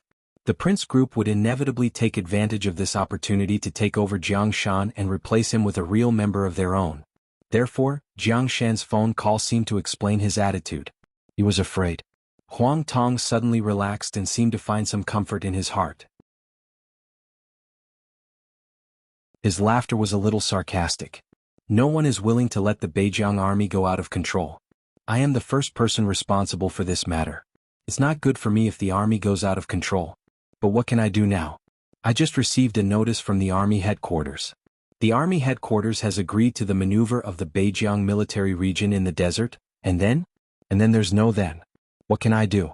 If the pension problem of tens of thousands of people can't be solved, the Beijiang army will exist in name only. The army headquarters, the army headquarters." His voice became louder and louder, and finally turned into a roar to vent his anger. But in the end, his voice gradually lowered, becoming resentful and desperate. "You reported the maneuver to the army headquarters, and the army headquarters gave you a clear response. There's no problem in any aspect." Jiang Shan said slowly. "But the actual situation is not like this." Huang Tong growled in a low voice and said in a suppressed voice, "I don't believe that the army headquarters will ignore the Beijiang army. The life and death of tens of thousands of people is a huge social problem. They can't ignore it. I'm afraid you're afraid, but isn't Dongqing Wudi afraid? Is it possible?" "Impossible." Jiang Shan said lightly. "In the end, the army headquarters will definitely intervene in this matter, and the pension will be issued, but that will be after you are completely torn apart by the soldiers of the Beijiang army and the families of the deceased, and after the prince group has suffered a major blow. Old Huang, there is no hope for you. Losing your reputation is a light punishment. In the current situation, before the army headquarters intervenes, your only end is to die without a burial place. Huang Tong gritted his teeth. His face was a little pale and there was obvious fear in his eyes. The most frightening thing was often the truth. He knew that what Jiang Shan said was true. He couldn't refute the truth at all. Do you want to live? Feeling Huang Tong's silence, Jiang Shan suddenly laughed. His laughter was extremely low, with an indescribable temptation. Take your family and go far away. Live a good life. Take your family away and live a good life. You can get a sum of money that you can't spend in this life. Take the money and your family away before you are smashed into pieces. How about that? Huang Tong suddenly shivered. At this moment, listening to Jiang Shan's voice, he suddenly felt a little numb. What do you mean? It's very simple. Old Huang, it's your best chance to get out now. I can provide you with a sum of money, 9 figures, which is enough for you to squander for a lifetime. You can take your family abroad, Italos, East Island or South America. You can choose. I'll arrange it as long as you let go of everything in the Beijiang army. In fact, the Beijiang army doesn't belong to you anymore, does it? Then what do I need to pay? Huang Tong forced himself to calm down, but he couldn't calm down no matter how hard he tried. You hardly need to pay anything. Jiang Shan's laughter became deeper and deeper. As long as you listen to me completely, I can give you everything I just promised. Huang Tong held the phone stiffly and was silent for a long time. After a long time, he took a deep breath and said in a dry voice, You want the whole Beijiang? On the other end of the phone, Jiang Shan laughed. He suddenly thought of what Jiang Shangyu said on the phone with his son a few hours ago. He said the original words, Li Tianlan can get the whole Tiannan. Why can't we get Beijiang?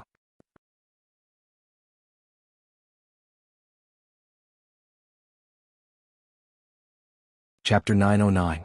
Jiang Shan's voice was very calm. That was the determination of seizing the opportunity and making up his mind after enduring for a long time. It was a kind of majestic power that Huang Tong could completely feel. Li Tianlan could get Tiannan. Why can't we get Beijiang?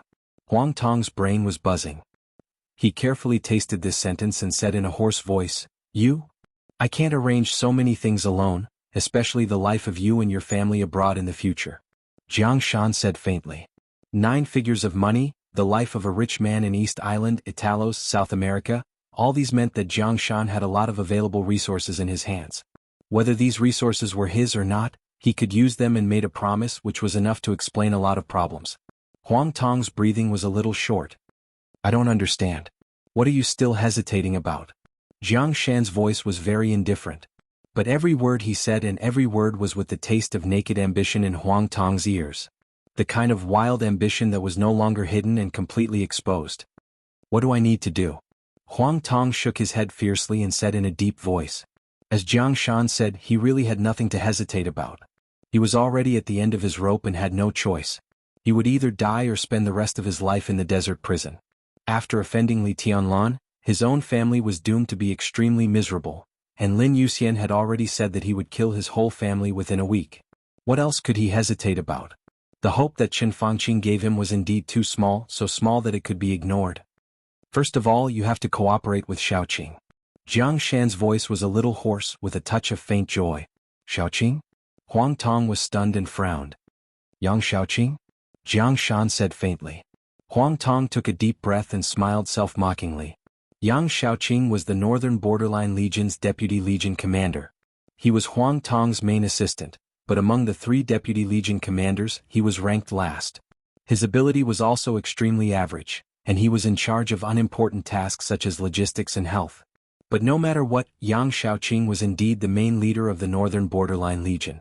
Huang Tong did not expect Jiang Shan to quietly extend his hand into the Northern Borderline Legion, and even place a big nail by his side. Cooperate with Yang Shaoqing? Did Jiang Shan intend to use Yang Shaoqing to control Beijiang Corps? Why him? Huang Tong asked. His ability is average, his prestige is average, and his experience is average. I can't see any good points about him. His greatest strength is that he's obedient. Jiang Shan chuckled. Absolutely obedient. Huang Tong remained silent. Be obedient. For the current needs of Jiang Shan, this was indeed the greatest advantage. How should I cooperate? Huang Tong asked lightly. His heart did not waver. He did not want to be involved in the Northern Borderline Army and the Prince Group. He just wanted to escape. First of all, you have to make a deep self-examination. The army headquarters is watching everything about the Beijiang Corps. Dongqing Wudi will not express his position in a short time. When the time is right, I will ask the financial department of Beijiang to send the pension to the Beijiang Corps. At that time, the only thing you need to do is to cooperate with the publicity of the financial department of Beijiang and resign afterward. I will arrange for you to leave Zhongzhou State as soon as possible. Jiang Shan said concisely. Huang Tong had fully understood what Jiang Shan wanted. What he wanted was a complete Beijiang. He wanted to grasp the personnel power, the administrative power, and the most sensitive military power. This was the largest province of Zhongzhou State, with a total area of more than 1/6 of the whole Zhongzhou State. Although the environment was a little bad, if he could really grasp it, Beijiang was definitely a promising place. But the problem was how to grasp Jiang Shan. Huang Tong felt a little ridiculous and said subconsciously, "Do you really think you can grasp Beijiang tightly?" Once Jiang Shan's ambition was exposed, he would face not only the Prince Group, but the whole Zhongzhou State. Beijiang could not be separated. Even if Jiang Shan controlled everything in Beijiang, it was impossible.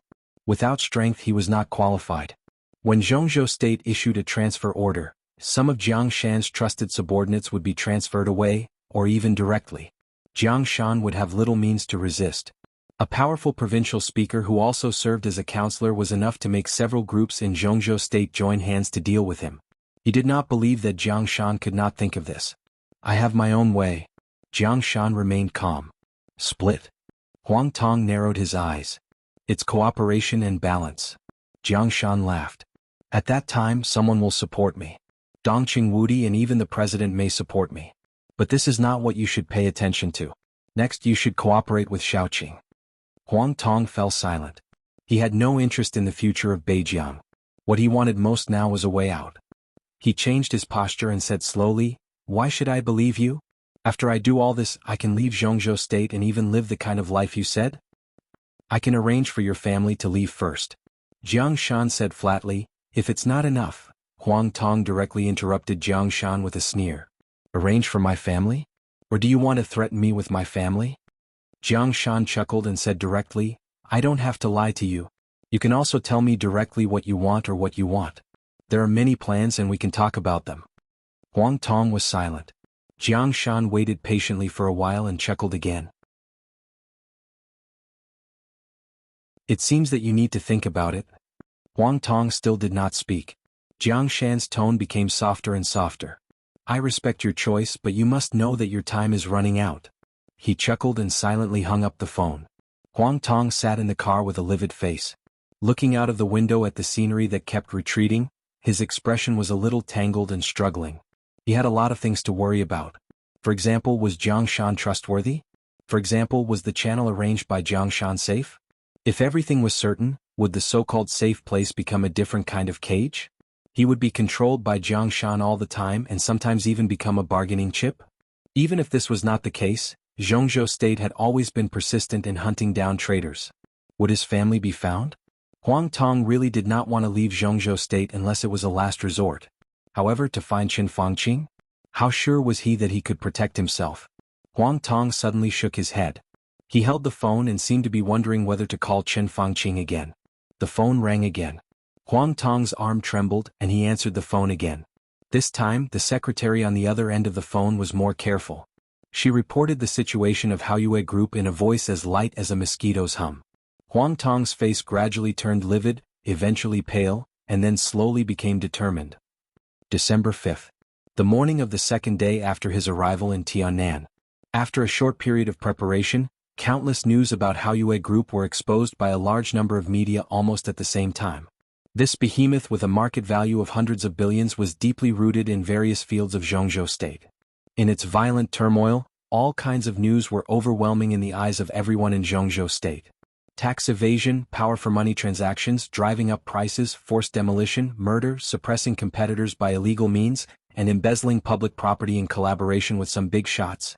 Haoyue Group was too big and involved too many fields. When all the news was exposed at the same time, the whole Haoyue Group was like a dirty black nest. Many decisions might not come from the senior management of Haoyue Group, but the decisions of its branches.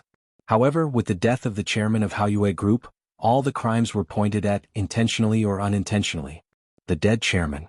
To be more precise, it was pointed directly at Qin Fangqing. Overnight, more than 40 officials in 5 provinces of Zhongzhou State were strictly controlled.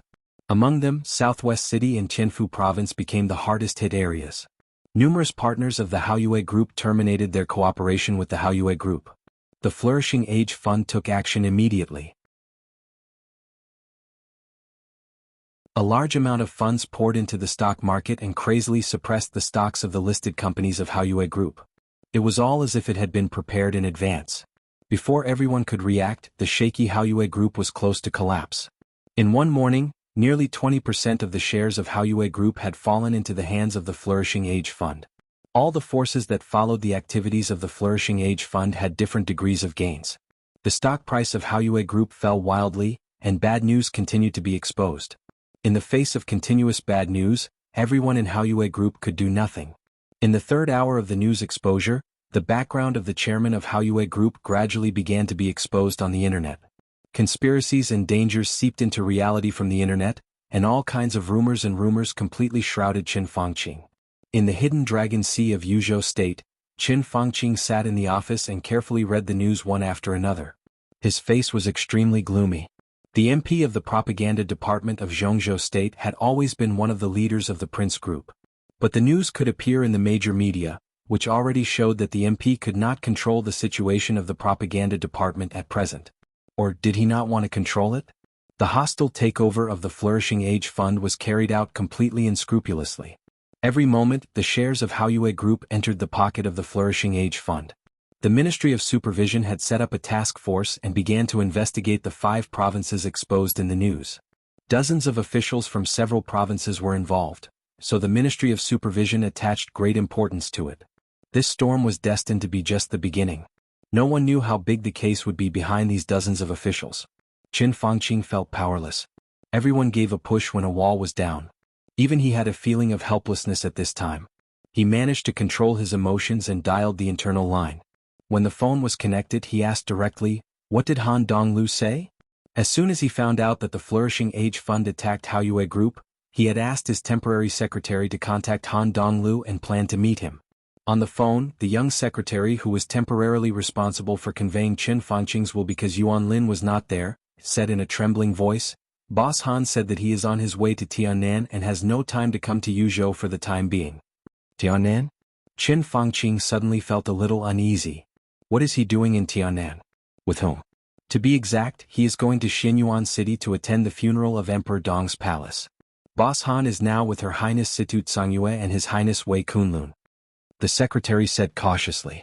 Situt Songyue, Wei Kunlun? Saint, Qin Fangqing seemed to suddenly understand something at this moment. He thought of the thunderous attack of the Flourishing Age Fund on Haoyue Group. He thought of the seemingly inexhaustible funds in Emperor Dong's palace that even he felt a little incredible.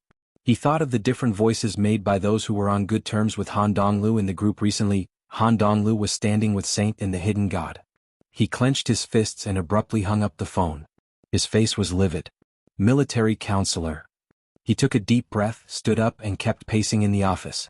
He didn't know what to do for the time being, but his instinct was telling him that he had to do something now. His cell phone rang. Qin Fangqing looked at the number and raised his eyebrows slightly. He answered the phone at once and said, "Hello. Prime Minister, I have returned to Yuzhou." On the other end of the phone, Yuan Lin's voice rang. Qin Fangqing narrowed his eyes and said, "How was the talk?" "It went well." Yuan Lin chuckled in a low voice. "His Highness Li Guangtu is also in Yuzhou at this time. He wants to meet you."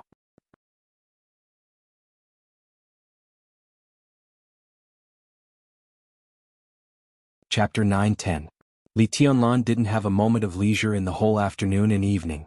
After arriving at Emperor Dong's palace, he didn't call anyone for a talk after he went to the cemetery. Instead, he found Bai Qingzhao and took him to meet the families of every victim. Among the families of more than 1,000 people, except for a few who had no relatives, everyone had at least one family or even a small one. Everyone gathered in Emperor Dong's palace at this time. In the atmosphere of great sadness, almost no one made any requests. Li Tianlan saw numb and even a little desperate faces. The parents who had lost their sons, the sisters who had lost their brothers, and the sisters who had lost their brothers. The people in Emperor Dong's palace were relatively young. Few of them were married and had children.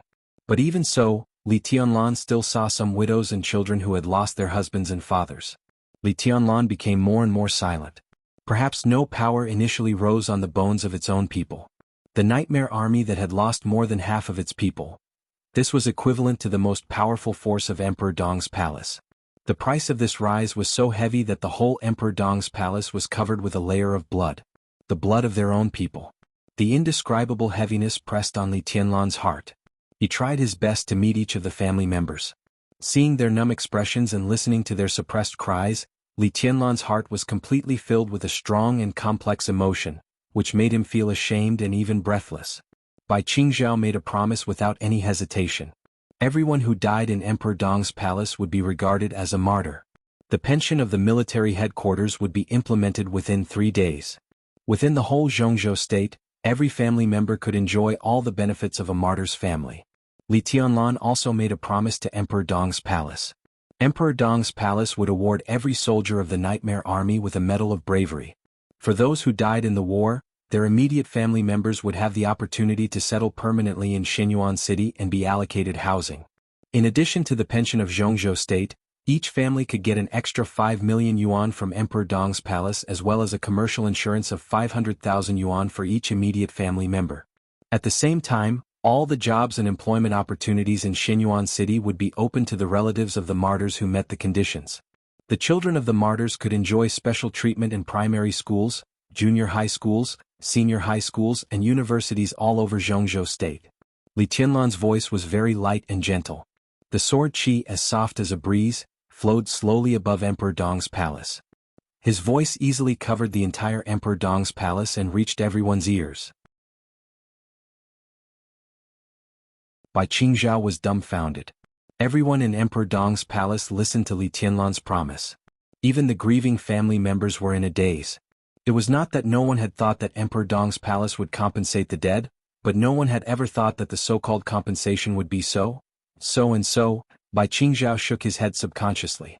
For a moment he did not know what to say. The members of the Nightmare Legion were real elites. Even in Zhongzhou State their pensions were different from those of ordinary soldiers.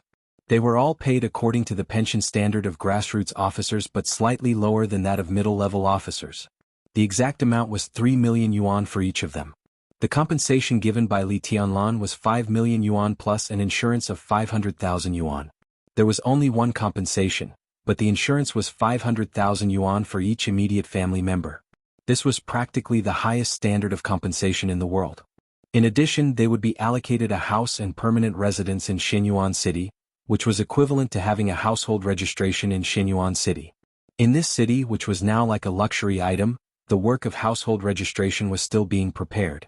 But the household registration in Shenyuan City was already extremely popular.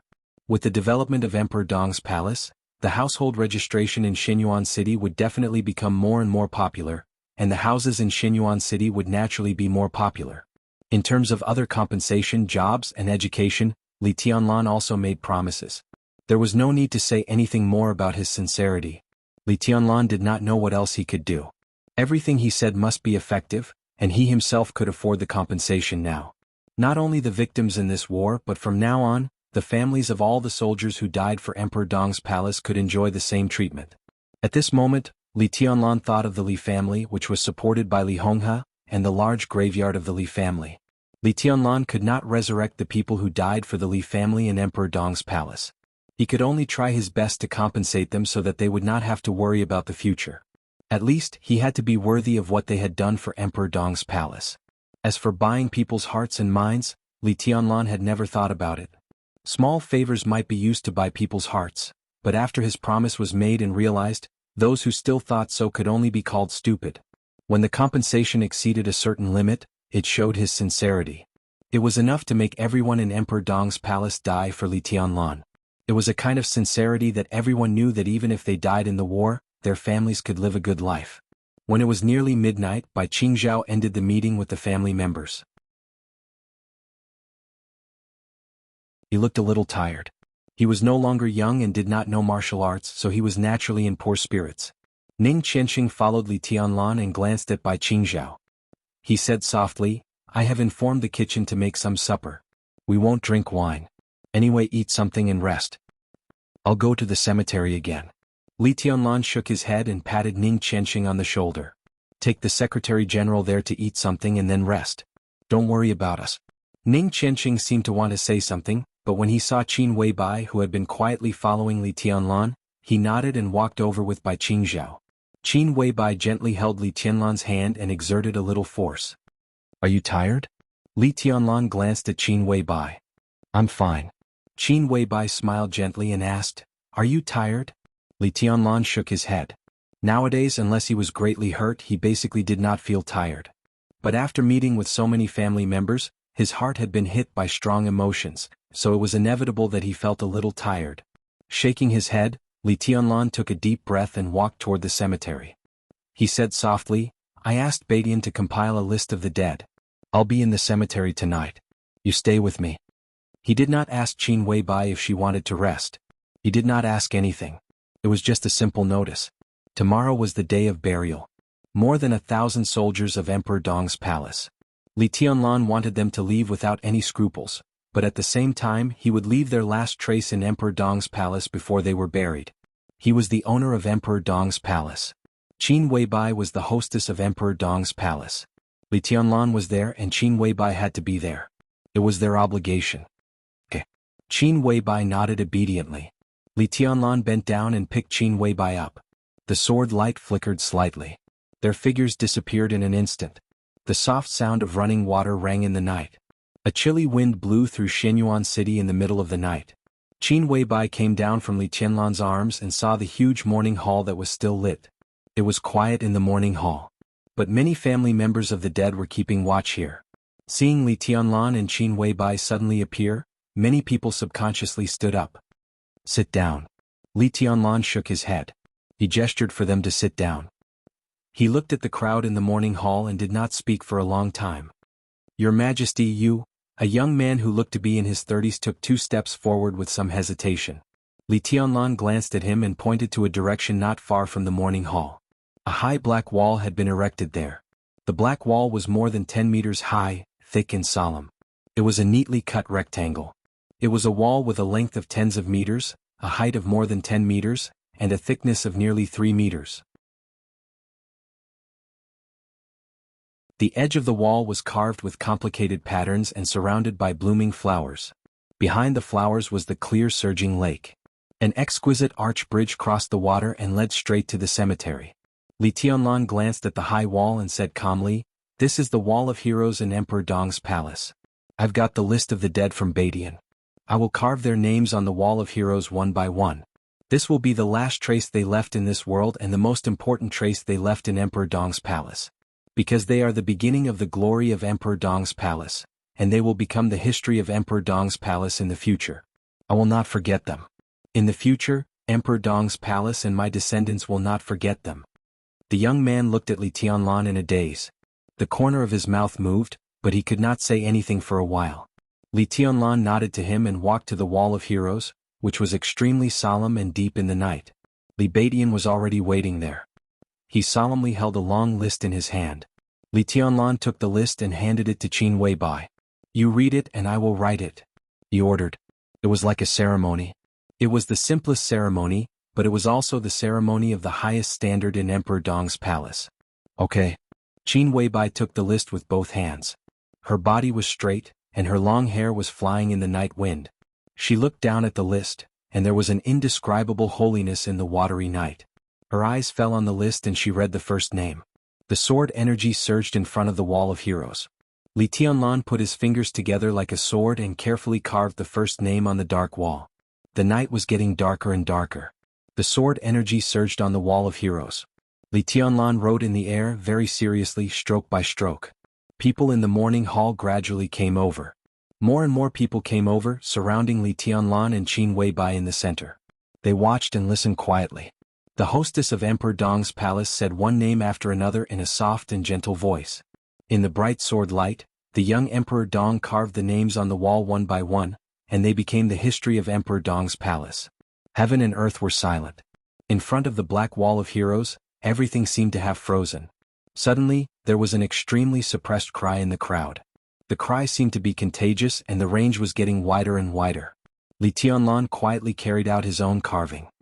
His eyes were also very quiet, but behind the silence, there seemed to be an extremely fierce storm brewing in the depths of his eyes.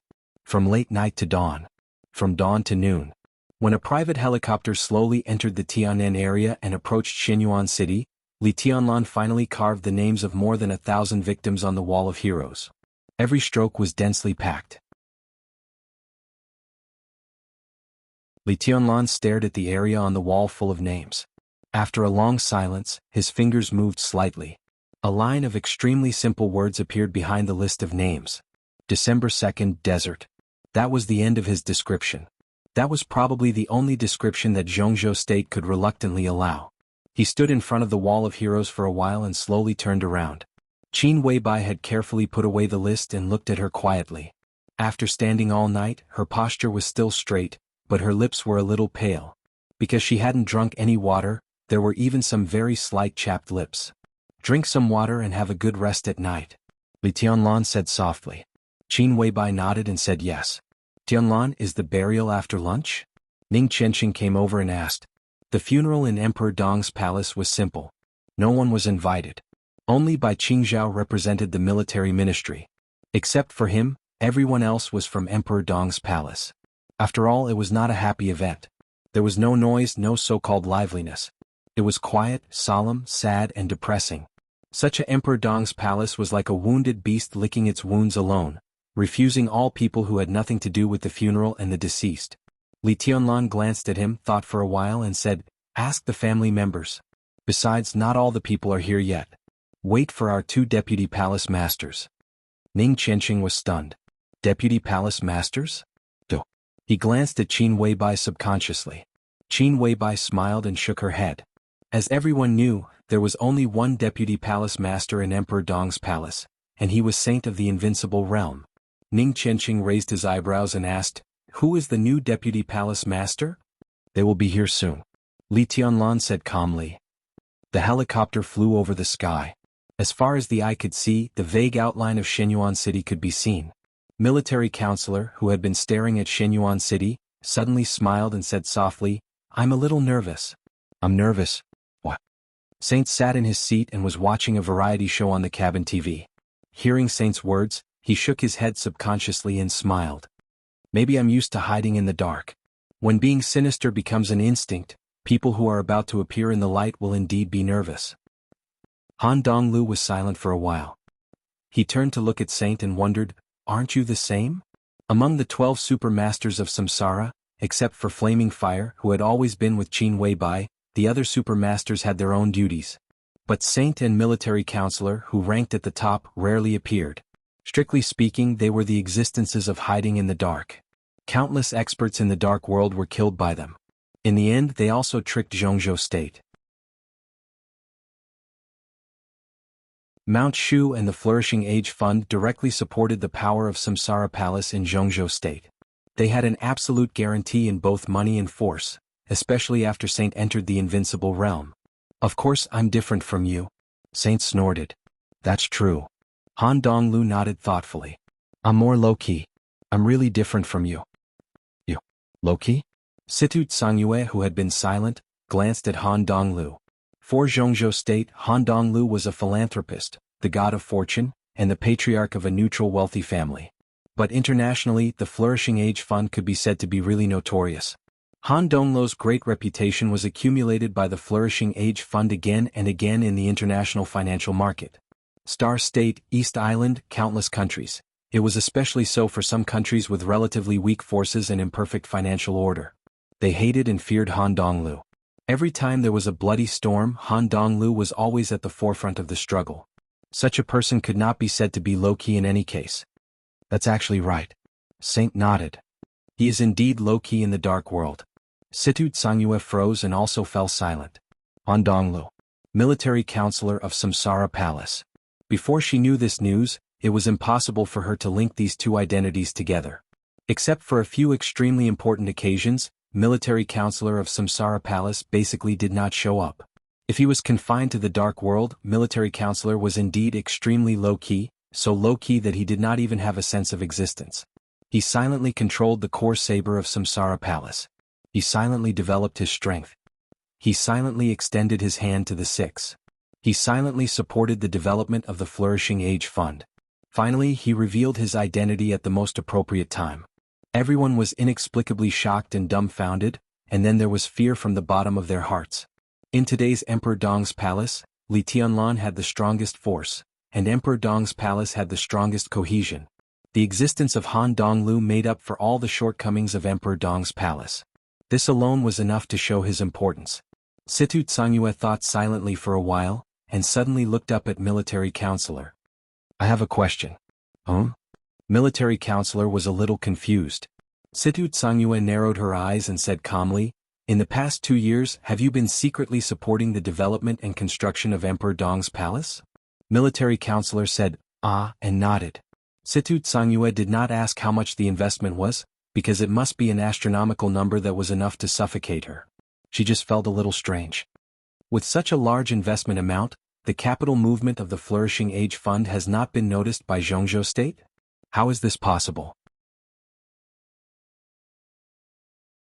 As far as I know, Zhongzhou State, especially several departments with real power in the cabinet, has been keeping an eye on the capital flow of the Flourishing Age Fund.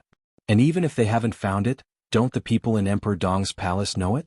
They don't even know where their money comes from, do they? They really don't know. Han Donglu chuckled in a low voice. This sentence seemed to include Zhongzhou State and Emperor Dong's palace. Situ Tsangyue raised her eyebrows. Why is it like this? Han Donglu pointed to Saint and said, this guy said it was my instinct to be insidious. I don't think so. But the Flourishing Age Fund is such a big industry, and the Samsara Palace is such a big industry. As the custodian, how can I not be careful? In any case, I have to be careful. So, Situ Tsangyue was thoughtful. So, it's me who secretly funded the construction of Emperor Dong's palace, but it's not the Flourishing Age Fund. Situ Tsangyue was silent for half a minute and then slowly said, that is to say, the Flourishing Age Fund is not your entire industry. Behind the Flourishing Age Fund, you have other sources of money? It's the Samsara Palace. Han Donglu corrected her and nodded. Of course, the Flourishing Age Fund is a part of us that has been exposed. When this part was exposed, the palace master was ready to be found out by the Wang family of Beihai and Kunlun City, so he left a part of the industry to develop in secret. But they never found out. I disguised it so well. It's a pity. Industry? Situ Tsangyue was thoughtful. What industries do you have in Zhongzhou State? Or what industries do you have in the world? Everyone thought that Han Donglu of the Flourishing Age Fund was a financial giant. Although he was also involved in industry, he did not have many, and many of his projects were with Zhongzhou State. But now it seemed that the Samsara Palace was more deeply hidden than he had imagined. A lot? Han Donglu thought for a while. For him, who wanted to retire and rest, these problems would be handed over to Situ Tsangyue and Saint sooner or later. He thought seriously and slowly said, we have a lot of shares in many enterprises. Some of them are held in secret and some are entrusted with shares. Many. Well, I'll sort out the details and give them to you.